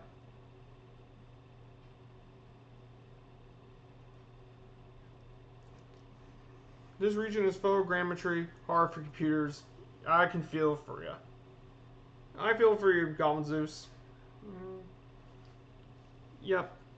I can understand a lot of this area is full of photogrammetry. Frontal, I cannot see your stream, but we'll catch up. Oh, sorry about that, Frontal. Don't worry, like I said. I'll wait as long as you all need to. CTD for Dangerous Brian. Oh, no. Oh, no. Not CTD. Those are the worst. I'm really hoping Asobo gets the stability problem fixed. Because both Allison Johnson, I absolutely agree with Colonel Fork and Allison Johnson. This thing definitely needs stability. And it looks like Danis G landed in the MB339. Very, very nice. Right, just past downtown, departed London. I am reloading. It's okay, Dangerous Brian, take as much time as you need. And if you want to know where we're at, it is going to be John Glenn International, and that is at Kilo Charlie Mike Hotel. Sorry, Caps. It's okay.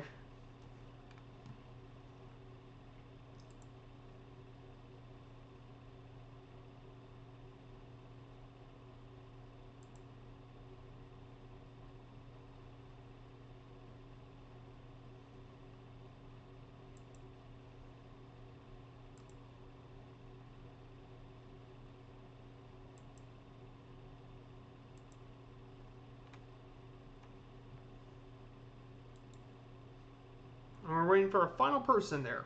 Rad Pilot Randy. He's the last one who hasn't landed yet.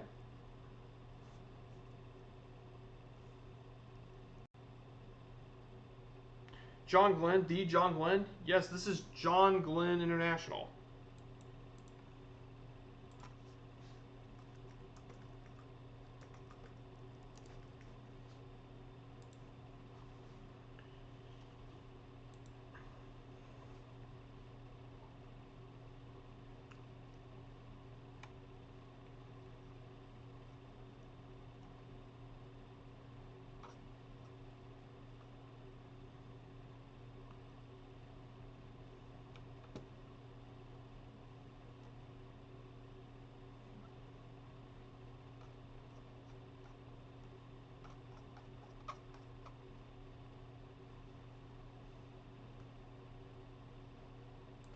It's named John Glenn Airport is named after the famed astronaut John Glenn, who was actually born in Cambridge, Ohio, and died in Columbus.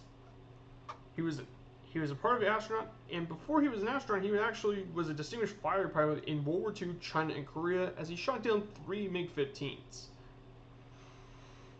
And when he became an astronaut, he flew the Friendship 7 mission, becoming the first American to orbit the Earth, and only the 3rd American to be in space at the time.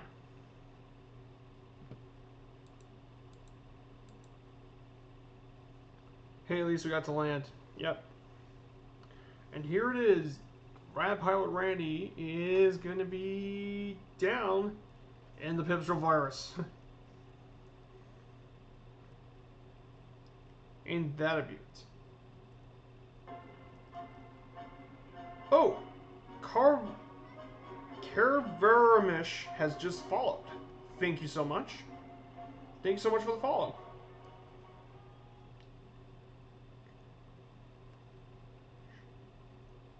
So, here's everyone that's landed here so far. He is a great man, absolutely. And then afterwards, he became a U.S. Senator as well. So he was a fighter pilot, astronaut, and a senator. Quite the distinguished life, if you ask me. So, we now get to the next part of the plan. According to my nav map, we will be taking off from here, and our next stop will be in Mansfield, which is located all the way up here. And then we will also be this one, I wouldn't be staying here for very much. We'll just be taking off very shortly after we land. And then we'll be at the Cleveland Hopkins for a bit. I think that sounds like a good plan for you all.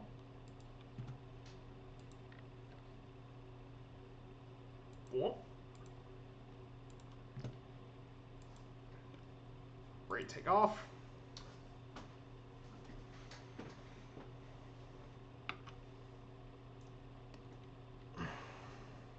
I'm still going to keep it at a low 1600. And actually, since this thing doesn't need much of a takeoff, we don't need to get the beginning of it. This thing's got more than plenty enough distance to take off.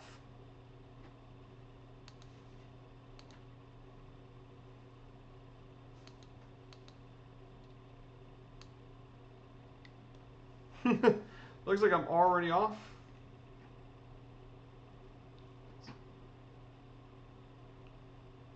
And I'm already off because this thing, like I said, does not mean much. I'm just going to circle around the runway for a bit, so the rest of you can take off. What server? Okay, Smurfy, we're on the East USA server, and if things get too bad, we might move to North Europe.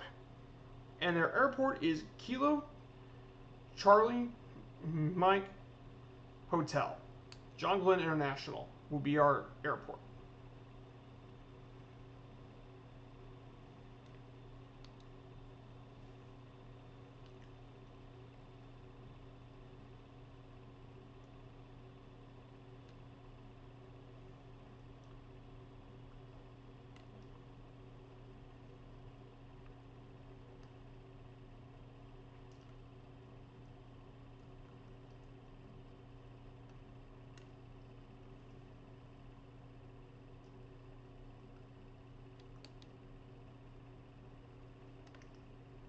Kilo Zebra's up. Brent All's up.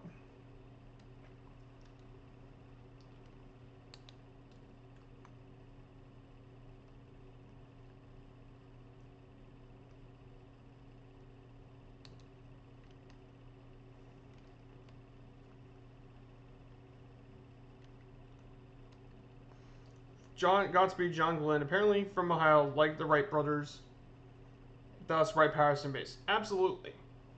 And that's something we went over in Dayton.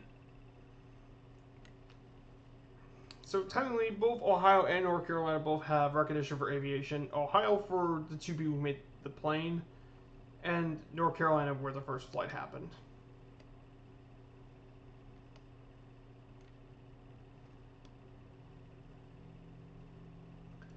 It seems like everyone's up, so let's put on the autopilot.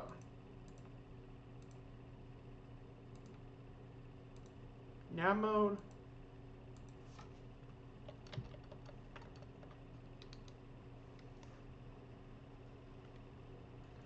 Don't need much of an altitude. We're not going to go super high.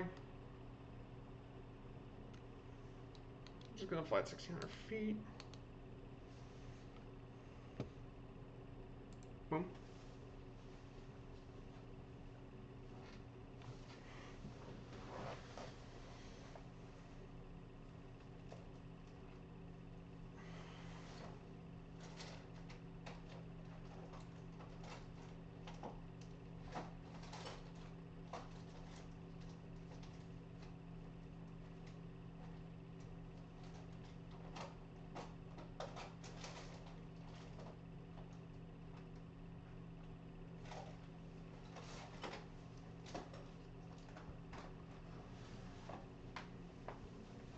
Okay, you're in flight now, Goblin Zeus. Wonderful. Don't worry, once we get out of the photogrammetry area, I think things are going to be fine. We just got to get out of photogrammetry.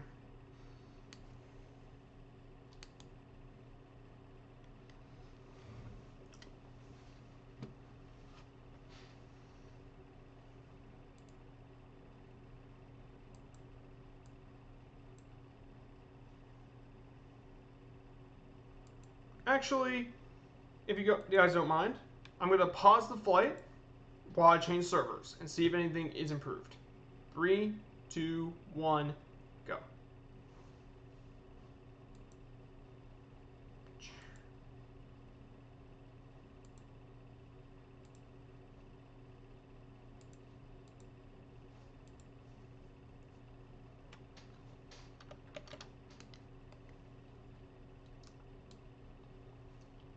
Sorry, what airport we're heading for? The airport we're heading for is Kilo Mike Foxtrot KMFD. Kilo Mike Foxtrot Delta. That's where we're located.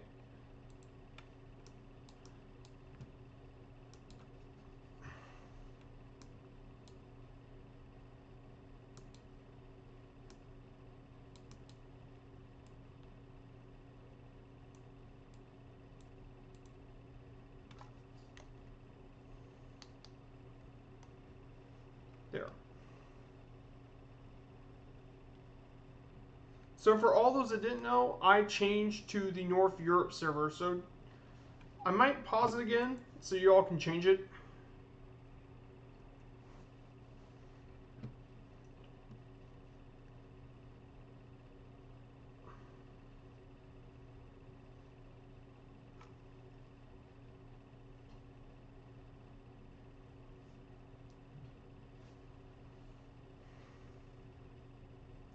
Okay, good.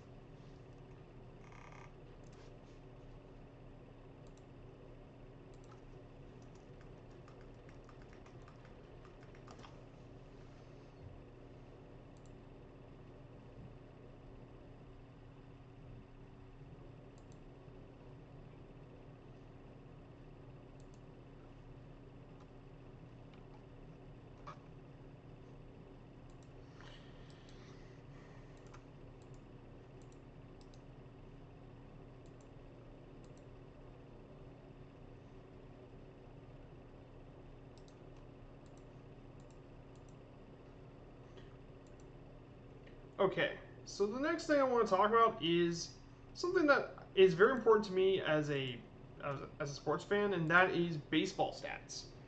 So for a lot of you thinking about when you open your first baseball card, and you notice that that when you open the box cards for the first time you ever see, you get overwhelmed by baseball stat numbers. What do they all mean? It seems like a confusing mess, especially if you're not really used to know baseball. So I actually decided to show you something really interesting, and I'm deciding, to simplify a few things. So right here I got this whole slideshow. So on the back of this is the baseball stats hitting. So in that, let's talk about the first one, an at-bat, known as AB. So at-bats indicate how many times a player has come to the plate and had one of the following things happen: a hit, strikeout, reach on error, fielder's choice,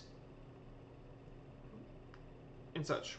What graphics card do you have, Viper Strike? I do have it's an NVIDIA graphics card. I don't remember what model it is.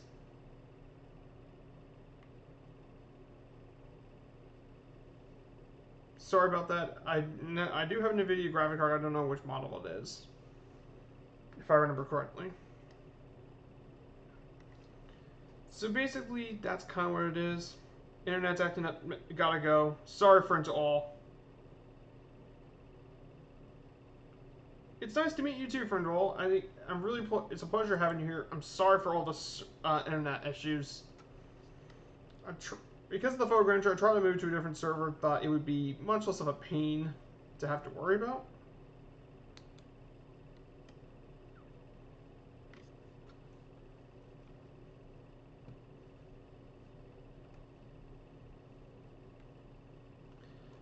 Then we get to hits. So a run basically is counted when a batter reaches home plate either by their home work, like a home run, or the work of another batter. And a run batted in, which indicates that a run is scored as a result of a hitter's effort, is called an RBI. That's one of the most important stat lines for hitters is RBIs. The other most important, there's two more stats that are really important for a hitter. Number one is a hit, is when a batter actually reaches at least first base on their at-bats. Basically, and that's one of the most important stats in the entire game. Hits and runs are like the two most important. You can't win the baseball game without scoring runs, but in order to score runs, you have to have hits, which is kind of what it is. However, this gets complicated in the fact that if a batter reaches first on an error or a fielder's choice, this does not count as a hit.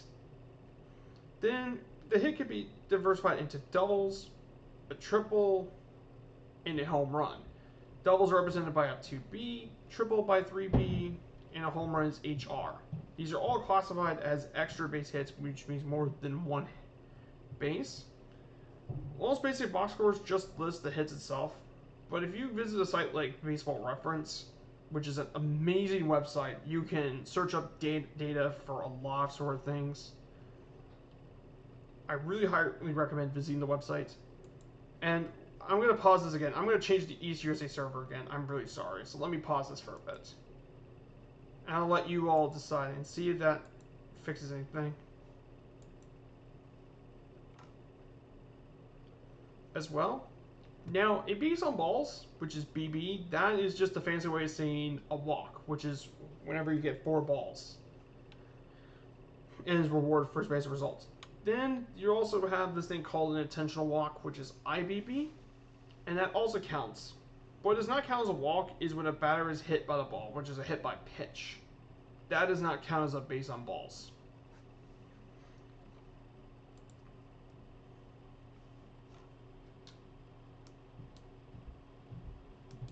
Okay, things are going better. I just had to get out of the photogrammetry area first.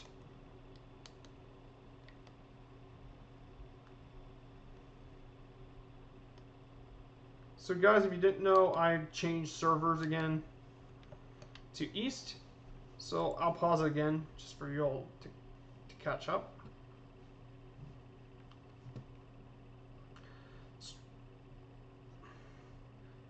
Then we get to the next part of the whole thing, and that is part 2. Now, part 2 of this will be one of the other most important stats for a batter, batting average. So a batting average is calculated by the player's total hits and divided them by the at-bats, which is, let's say he went 3 for 4. So you take the number of at-bats, which is 3, and you divide them by 4. And basically, you took the 3 divided by 4, and that equals 0.75 or 0.750.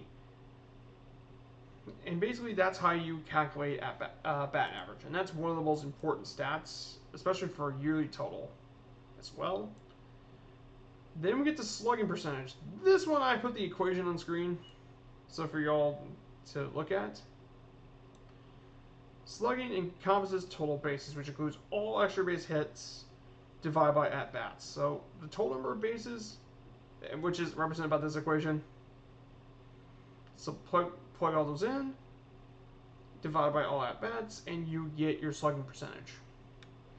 And then on-base plus slugging is you take on-base percentage plus slugging percentage, and that will give you your OBPS. Basically, these are just the really simple stats. If you want to look more advanced, if you look at Baseball Reference and all that, you see some very advanced stuff. But I'm not interested in giving you that kind of lecture. I am not of a fan of giving you the harsh lecture.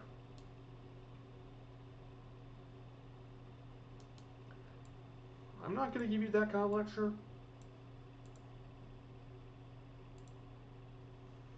As well. And then we get to the pitching stats. So pitching is very similar to hitting in a lot of ways, but much of the stuff still remains the same. So innings pitched, the IP, that means the number of innings a pitcher went into a game, and the decimal points tell us how many outs. So let's say that Dangerous Brian here pitched 2 1/3 inning. And basically 2 1/3 is written as 2.3. It will say that on the scorecard. Earned runs, ER, is one of the stats you don't want as a pitcher. It indicates that the run was scored as a direct result of a batter's efforts. Almost all runs are earned runs, with the exclusion of runs scored as a result of a defense error or pass ball. Those are considered unearned runs because they weren't scored as a result of the batter. But only earned runs count as a part of the ERA. Then they obviously have the same thing with walks. Pitch count is how many pitches are total thrown by a pitcher as well. A win and loss is definitely interesting. So how do you calculate a win and loss? It's basically when the pitcher was on the mound during when their team took the lead, or which pitcher on the mound gave the loss. So win is basically who was on the mound for the team that took the lead. The loss is basically calculated as when they gave up the lead. Nice, I know about mathematical statistics. Yep. It's something more formulated for baseball. It's a more formulated solution.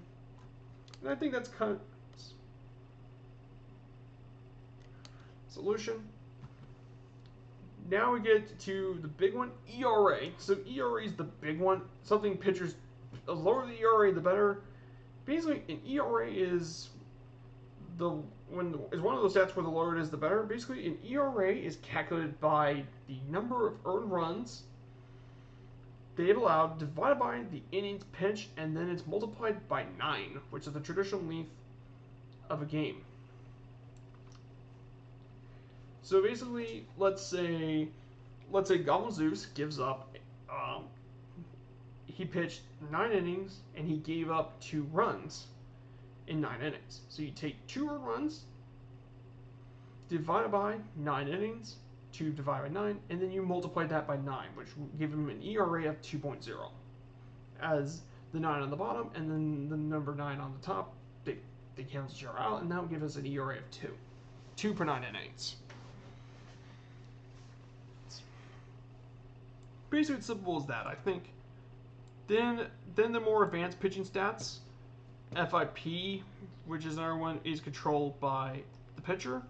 It looks at strikes, walks, hit by pitches, and home runs. And finally, the last one is whip. That's not in the pitching thing, but whip is basically walks plus hits per inning. It's basically walks plus hits per inning, which calculates the number of base runners allowed by a pitcher per inning of work. So it's calculated by adding hits and walks and divided by innings. So that's kind of how it is. It's just the real basics, but I wanted to really hone in that point that I've been wanting to teach.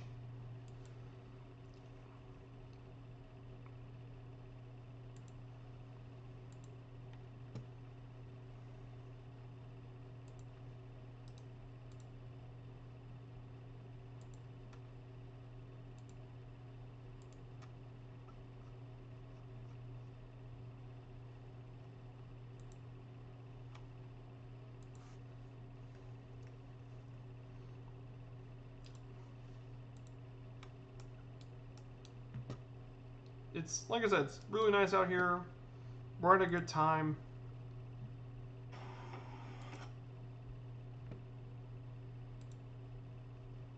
As well. Quite nice out here.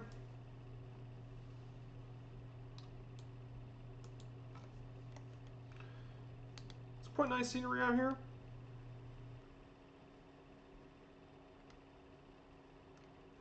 So for guys that don't know, I'm back on the East USA server, so that's something to keep in mind.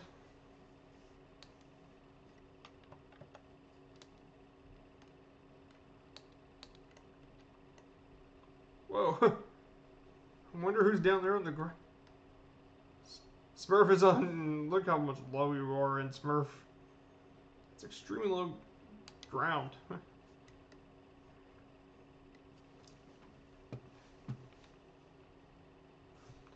So I'm gonna pick this up a bit, pick up my speed. Druid Zeus is ahead of me.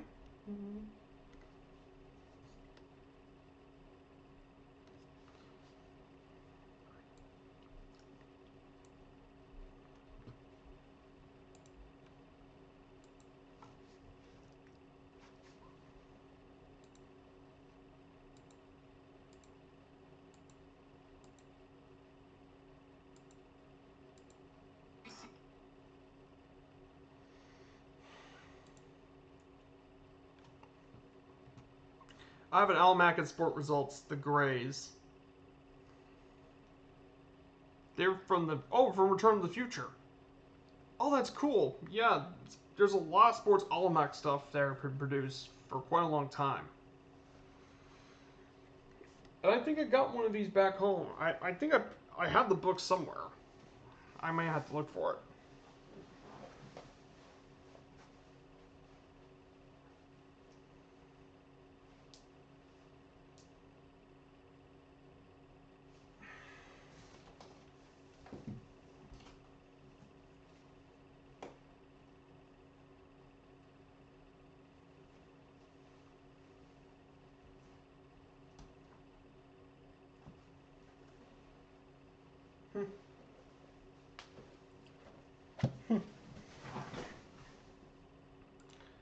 Yep, and I got me my own thing. It's Armchair Reviews Baseball. It's got an old book. So it's got all sorts of interesting facts, history.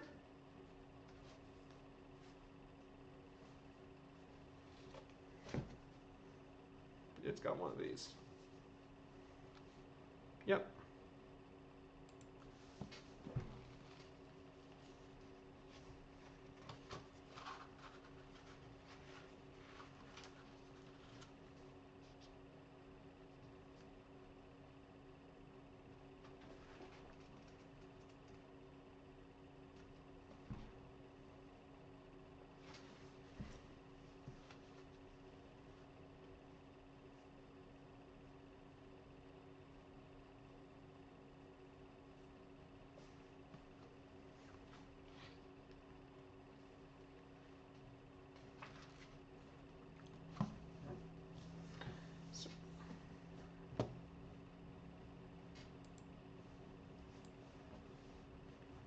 So we're basically going to do this. I'm going to push the metal a bit further. Let's get 70% power.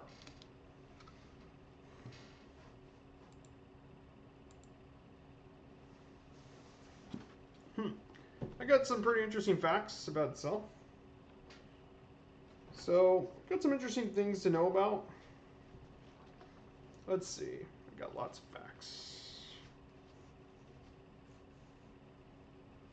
So, about Cleveland baseball history.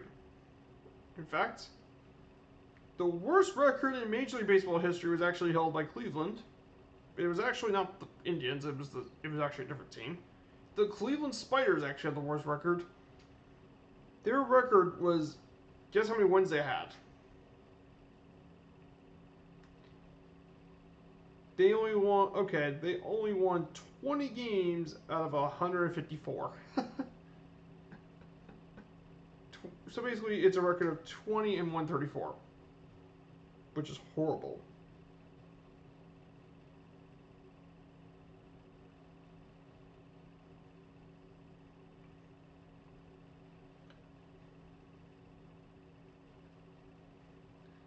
Yeah, that's bad considering for most of the season. Then they finished the year really bad, and they went 1-40 for the rest of the year.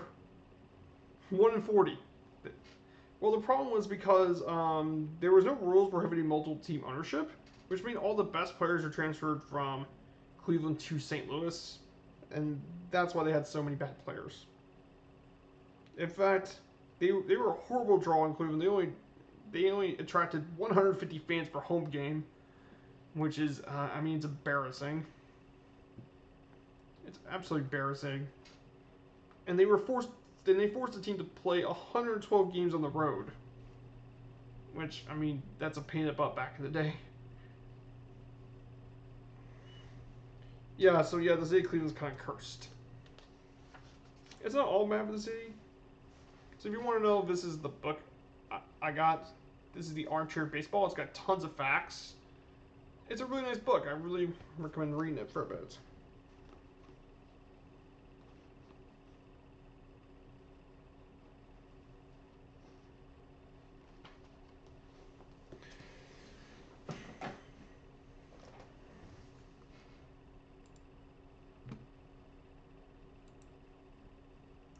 For a bit.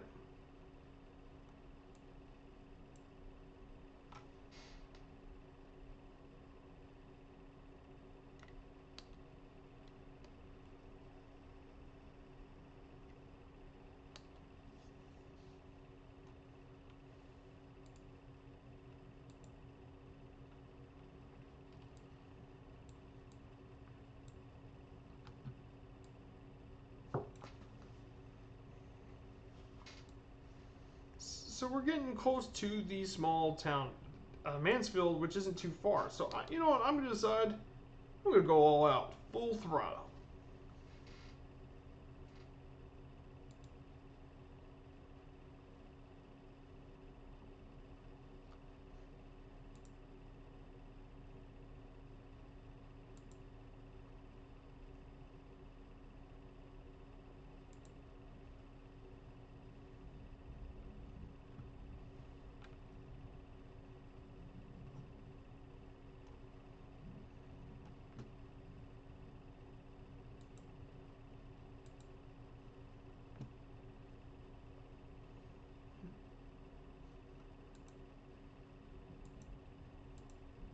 And Jay Naps can continue to play it.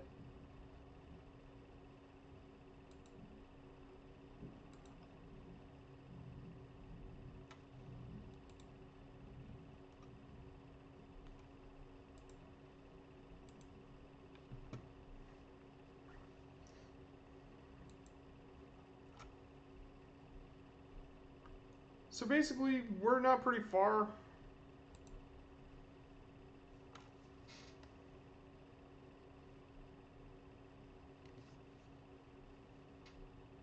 As well.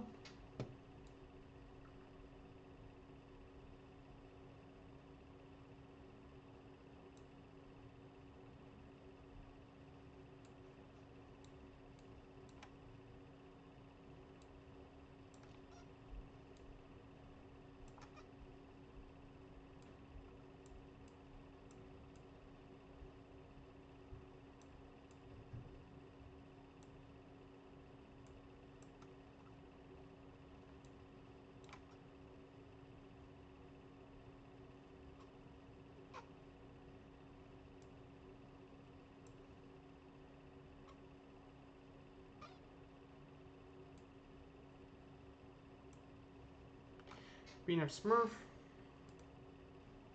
Yeah, that's horrible. Definitely the low cruncher fields.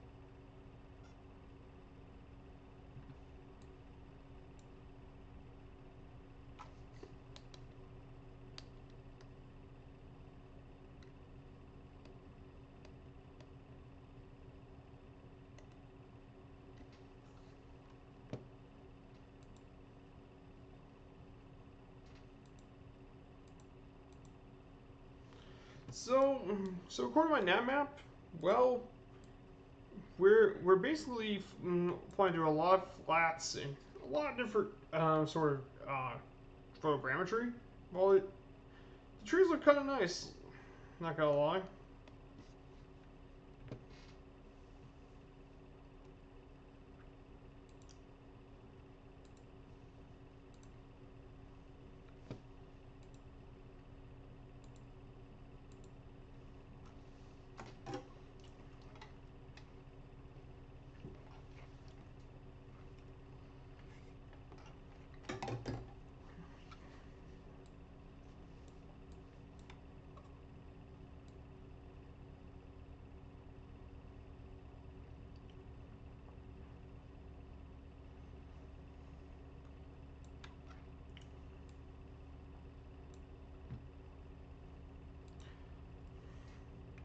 So we're gonna decide not to land at Mansfield. We're actually just gonna do a simple touch and go.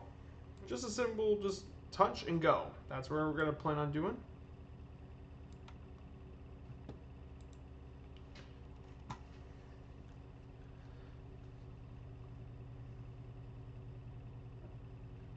So for those that don't know, Mansfield, Ohio, which is our next part of the journey, is we're actually it is known as the heart of Ohio, as this city has a population of over 47,000 people.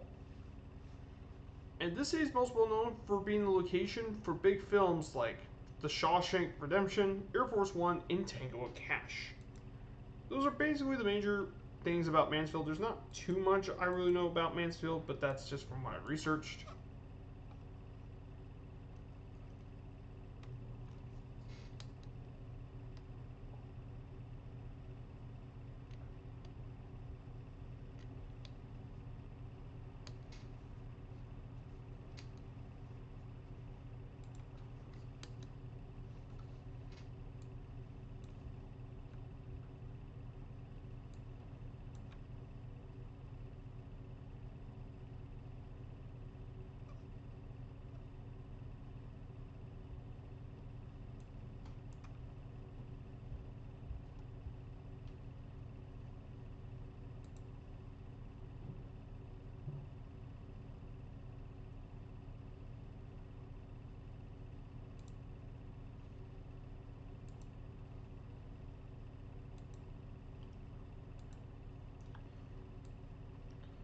Basically, we're going to fly there pretty quickly. I don't think it'll take us super long.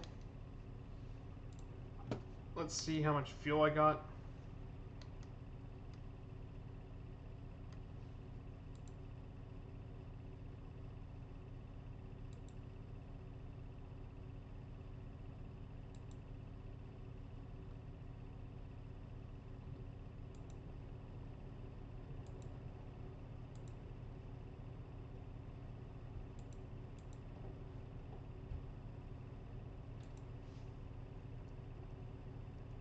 59% left on my left field main. So.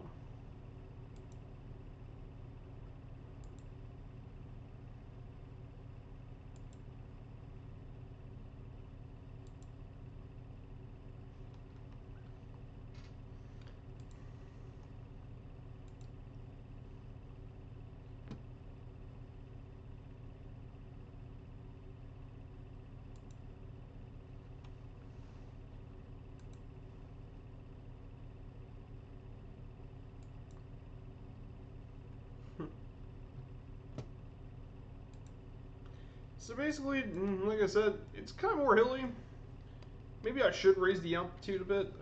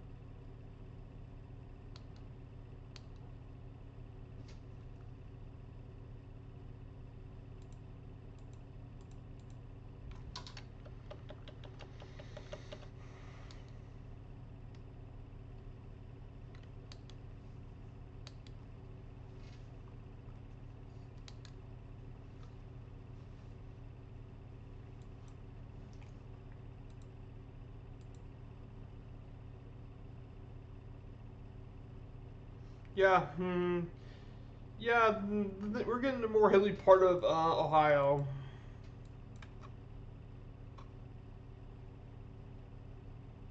Great.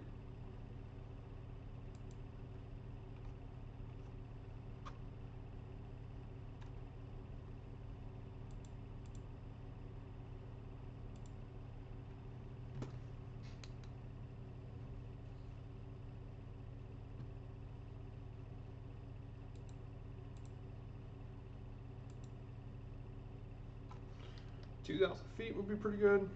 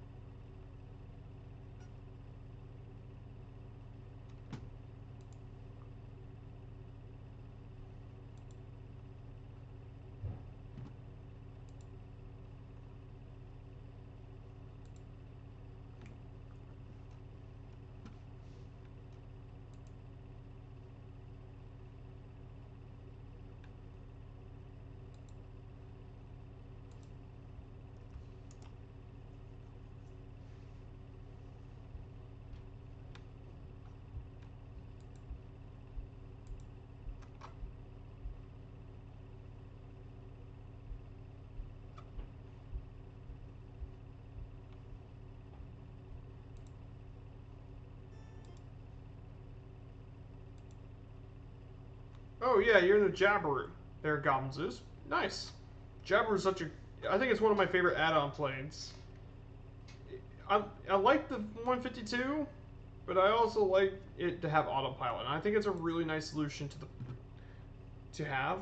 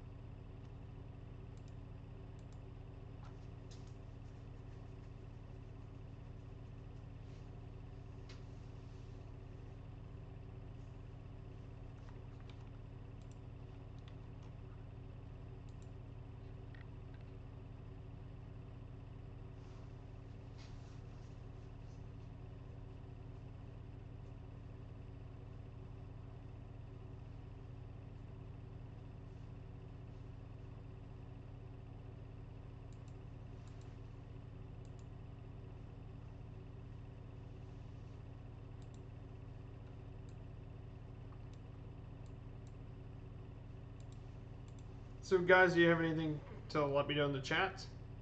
Got any questions for me to answer? I think that would be some pretty interesting stuff. So, how are things going with all of you all? Any stutters or major issues you guys are facing?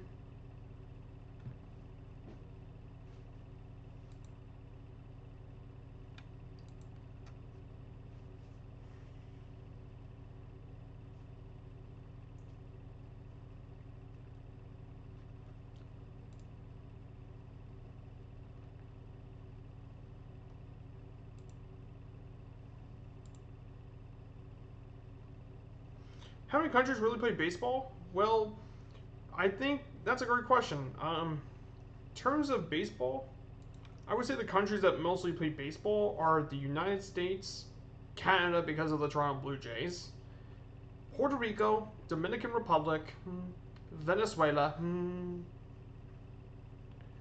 Japan, and South Korea are the major ones at the top of my head. Those are the one, and obviously many of the Caribbean nations play baseball. It's that. Doing good. Test and stream as we cruising. Yep.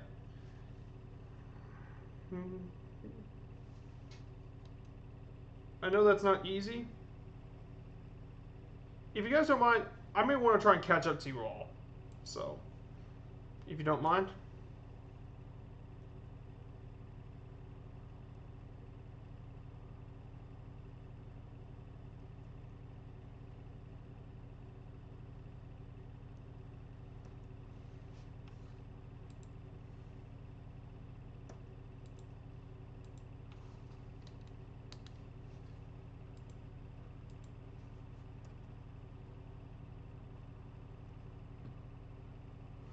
Just trying some catching up.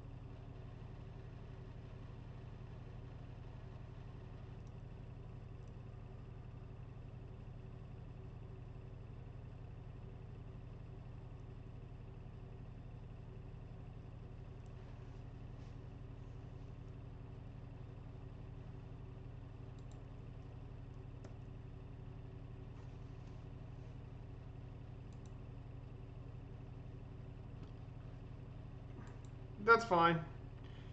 If you're ahead, you could just circle around Mansfield. I think that would be great.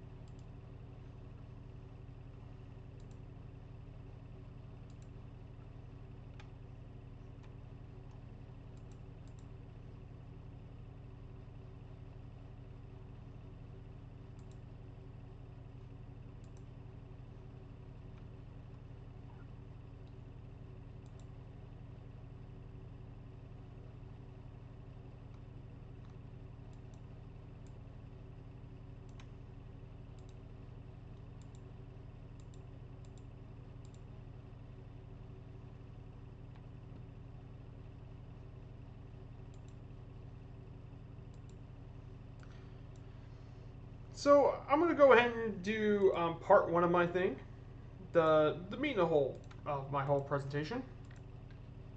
And this is the history of the Cleveland Indians. Now, they are the main baseball team in the city of Cleveland. Now, Cleveland's had a few other teams before, but we're talking about the main franchise. So the franchise actually got its start in Grand Rapids, Michigan as the Grand Rapids Rustlers, and were founded in 1894 as part of the Western League. Then afterwards, they actually moved to Cleveland, and they were nicknamed the Cleveland Lakeshores. Was when they moved.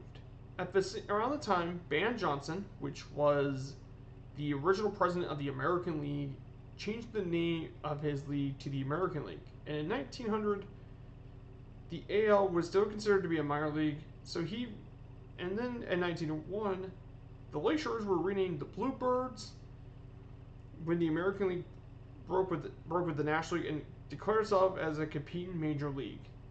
And Cleveland was actually one of the 8 charter members of the AL, and is one of 4 teams that still remain in the original city, alongside Boston, Chicago, and Detroit. Writers have frequently shortened the Bluebirds just to the Blues due to the fact the players wore all blue uniforms, however, the players didn't like that name either. The players themselves actually tried to rename them the Broncos, but that never caught on. It wasn't until Napoleon Lajoie, a Hall of Fame legend in Cleveland, arrived to the city of Cleveland on June 4th, and it was a huge hit, drawing over 10,000 fans to Old League Park. Soon, they officially renamed the team the Cleveland Napoleons,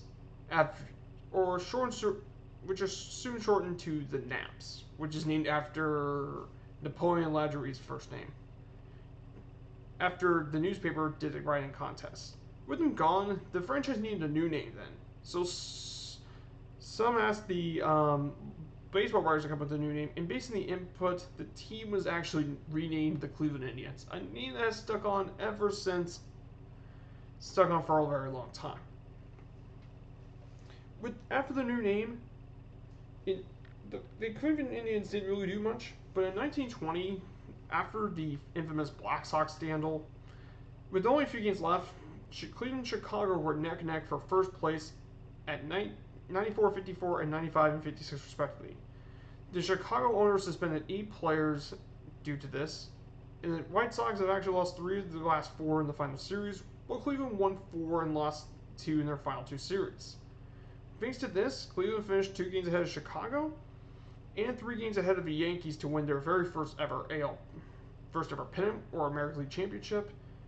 And once they get to the World Series, they went on to defeat the Brooklyn Robins 5-2 after winning 4 games in a row, winning in 6 games, giving Cleveland their first championship in franchise history.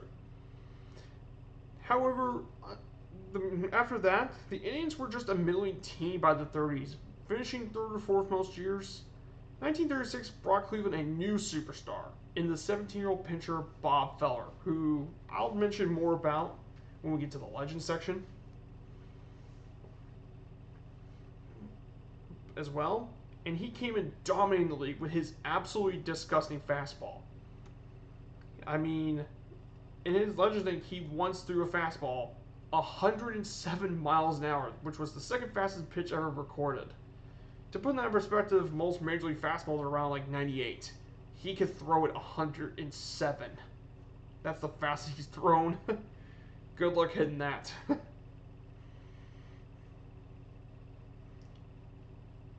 In 1946, Bill Veeck actually bought the team, who was well known for being the owner of several other teams, including the St. Louis Browns and the Chicago White Sox. Among the investors was Bob Hope, who actually was growing up in Cleveland, who is a famous entertainer, and former Tiger slugger Hank Greenberg.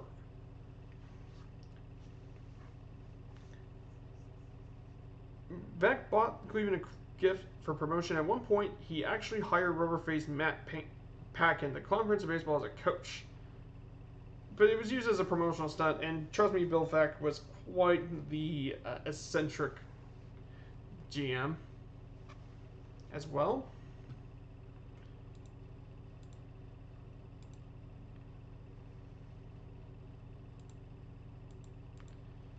There. Then we eventually got to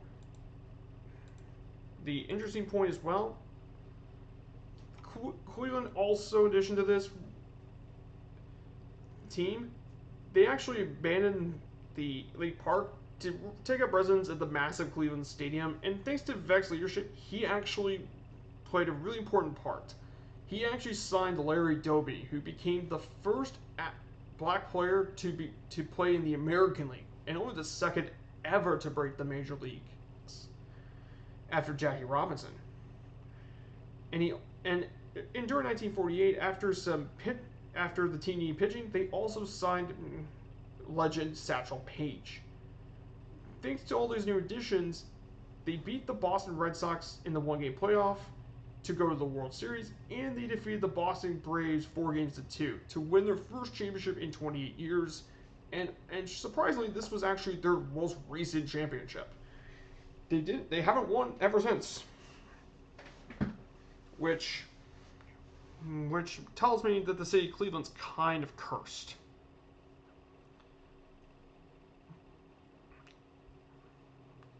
In addition to this as well, however, in 1949, Bill Veck sold the team to a syndicate headed by insurers magnate Ellis Ryan, and the ownership has changed more than a few times. However, their winningest season was in 1954, where they went 111-43, which was the most wins in American League history, and it stood for 44 years actually until the Yankees won 114 in 1998, and that's when baseball had a 162-game regular season. However, their winning percentage was still an American League record at 72.1%, which is pretty amazing to consider back in the day as well.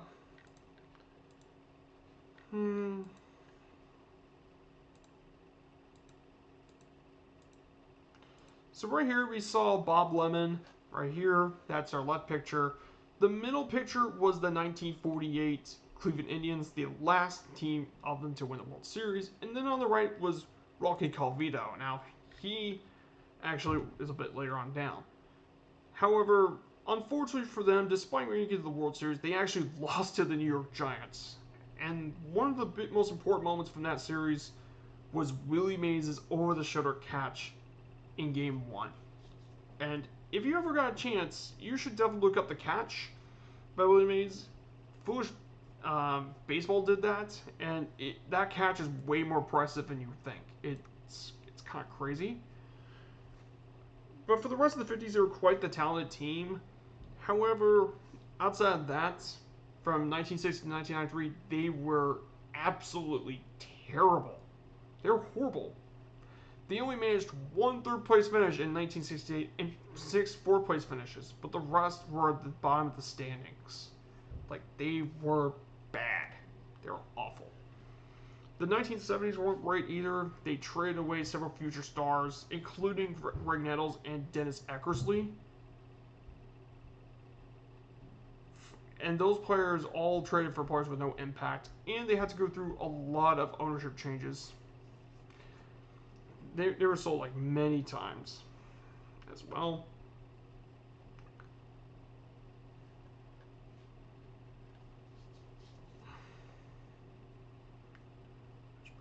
Eventually, at the time, they eventually sold the team. Eventually ended up being Mick Milletti, which was the owners for much of the 70s. Also, the 70s was most well known for a really infamous promotion, 10-Cent Beer Night. That was very infamous. And the story about 10-Cent Beer Night was apparently there was a promotion to sell beers for 10 cents. The major issue was there was no limit to how much alcohol could be consumed. You could buy like 3 or 4 beers and people got really drunk. And knowing how rowdy Cleveland sports fans can be, drunk Cleveland sports fans Yeah, that's not good. In fact, it was so bad, thanks to the fans rioting, that the Indians actually forfeited the game. That's just how bad it was. It was really, really bad. However, despite all this, not all is lost for Cleveland, though. In the 1980s, many of the Indians owners pushed for a new stadium. Cleveland Stadium, don't get me wrong, was a symbol of the glory years. However, it was really hard to get fans into the game, considering that it was such a massive stadium. And mind you, that stadium wasn't just for the Indians. The Cleveland Browns football team had to play there too.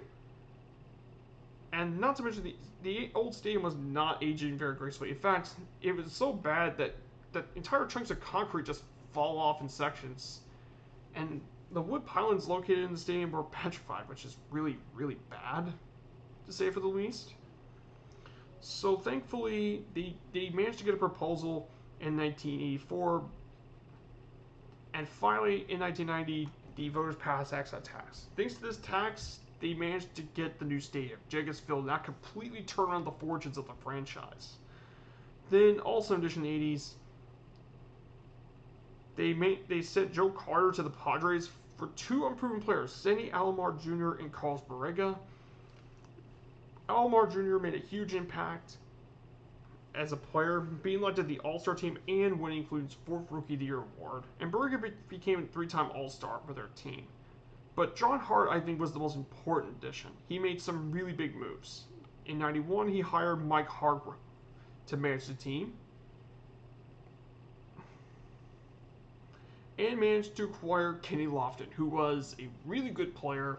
He's a stolen base master, known for his speed and glove.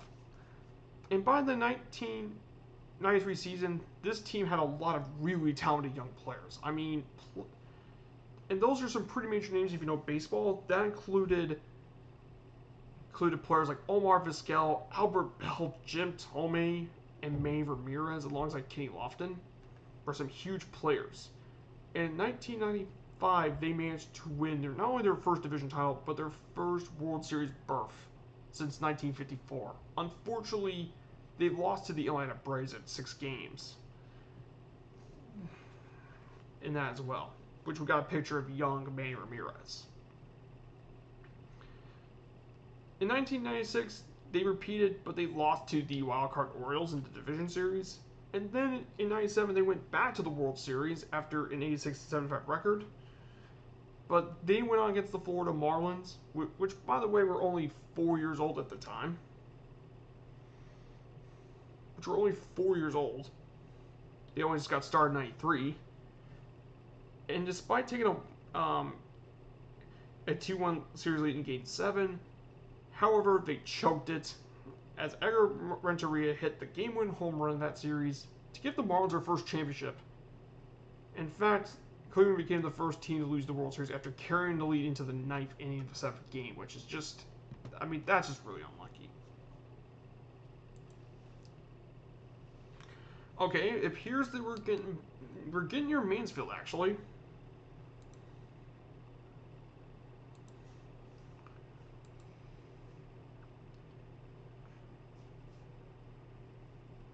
Actually, you know what? Once I land, I might just restart the sim and see if that does anything with the stutters. I'll try and land. As soon as that happens, I'll restart.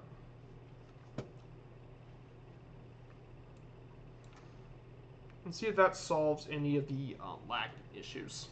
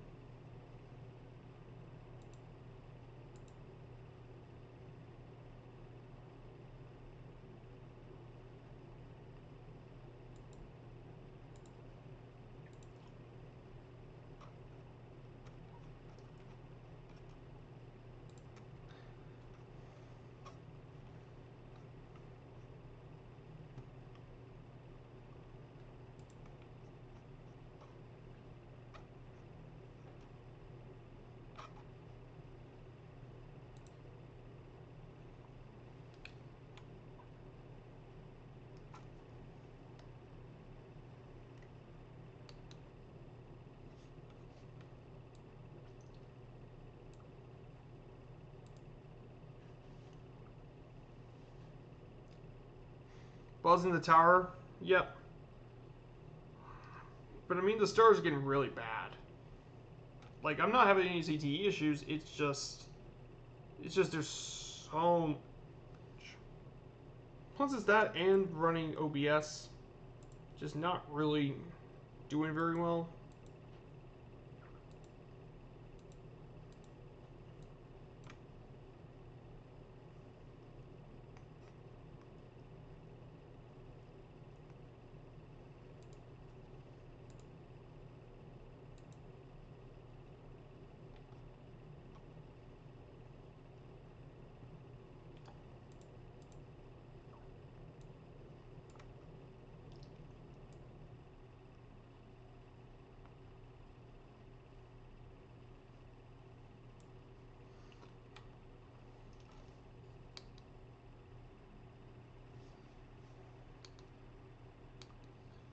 You know what I'm going to do? If you guys don't mind, I'll actually land, and once I land, I'll restart the sim. And see if that does anything with the stutters. I know Chronofork's done that plenty of times. So maybe, let's see.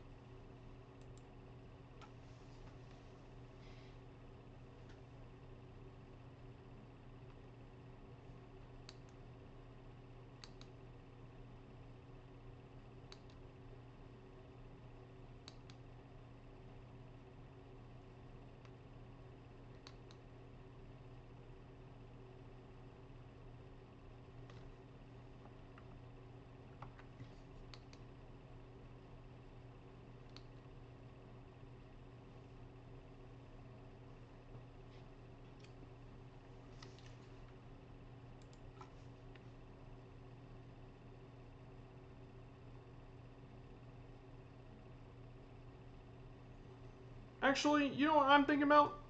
I'm gonna, after I stop here in Mansfield, if you guys don't mind, I actually want to go ahead and get to Cleveland International Airport and get that done for a bit, if you guys don't mind.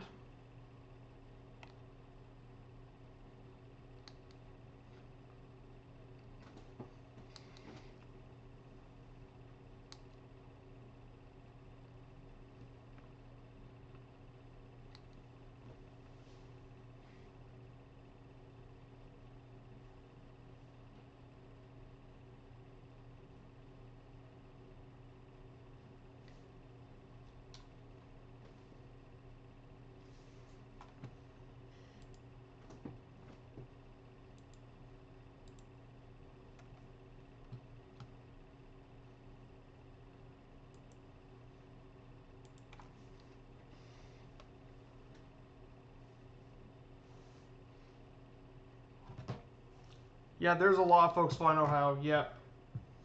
That's actually one of the biggest reasons, Kazaki, that you know what, I'm deciding, you know what? I'm going to skip the flight from Mansfield to Cleveland. I'm just going to skip it, if you guys don't mind.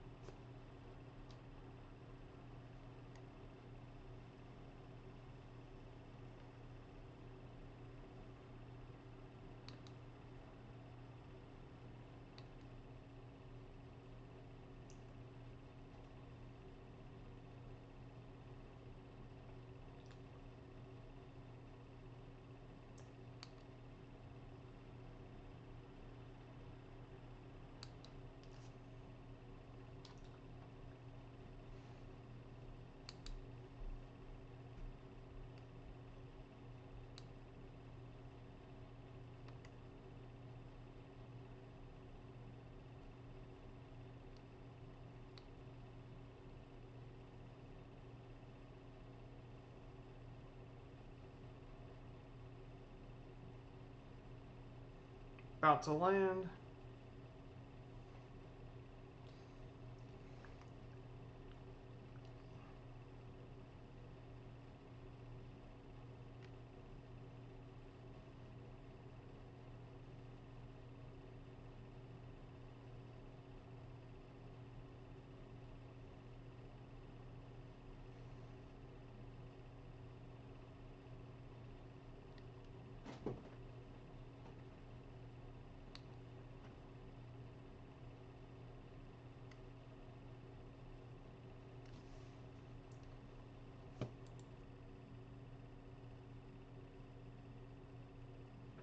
Okay, I landed. So I'm going to go ahead and get out.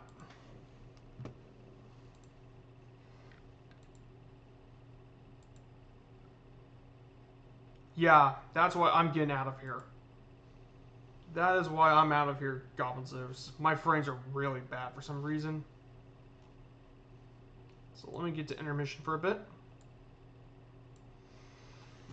And I'll discuss the rest of the sports for the tribe. So let's see, browser source.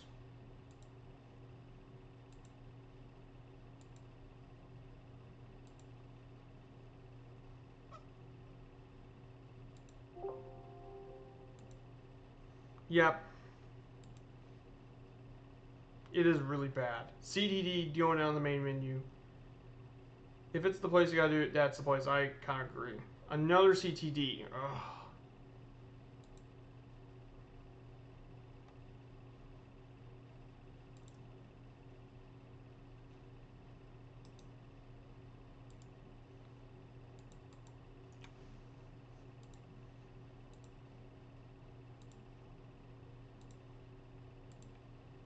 There. There you go. Okay, let me just a bit.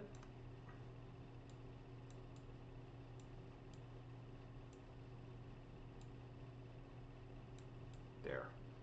So basically, for the Cleveland Indians, what are we doing? I'm just gonna exit out, if I could. Exit out of the game and go to Cleveland International, assuming that's cooperating. It's stopped, like it's. You know what? I'm gonna have to exit out of the sim and restart.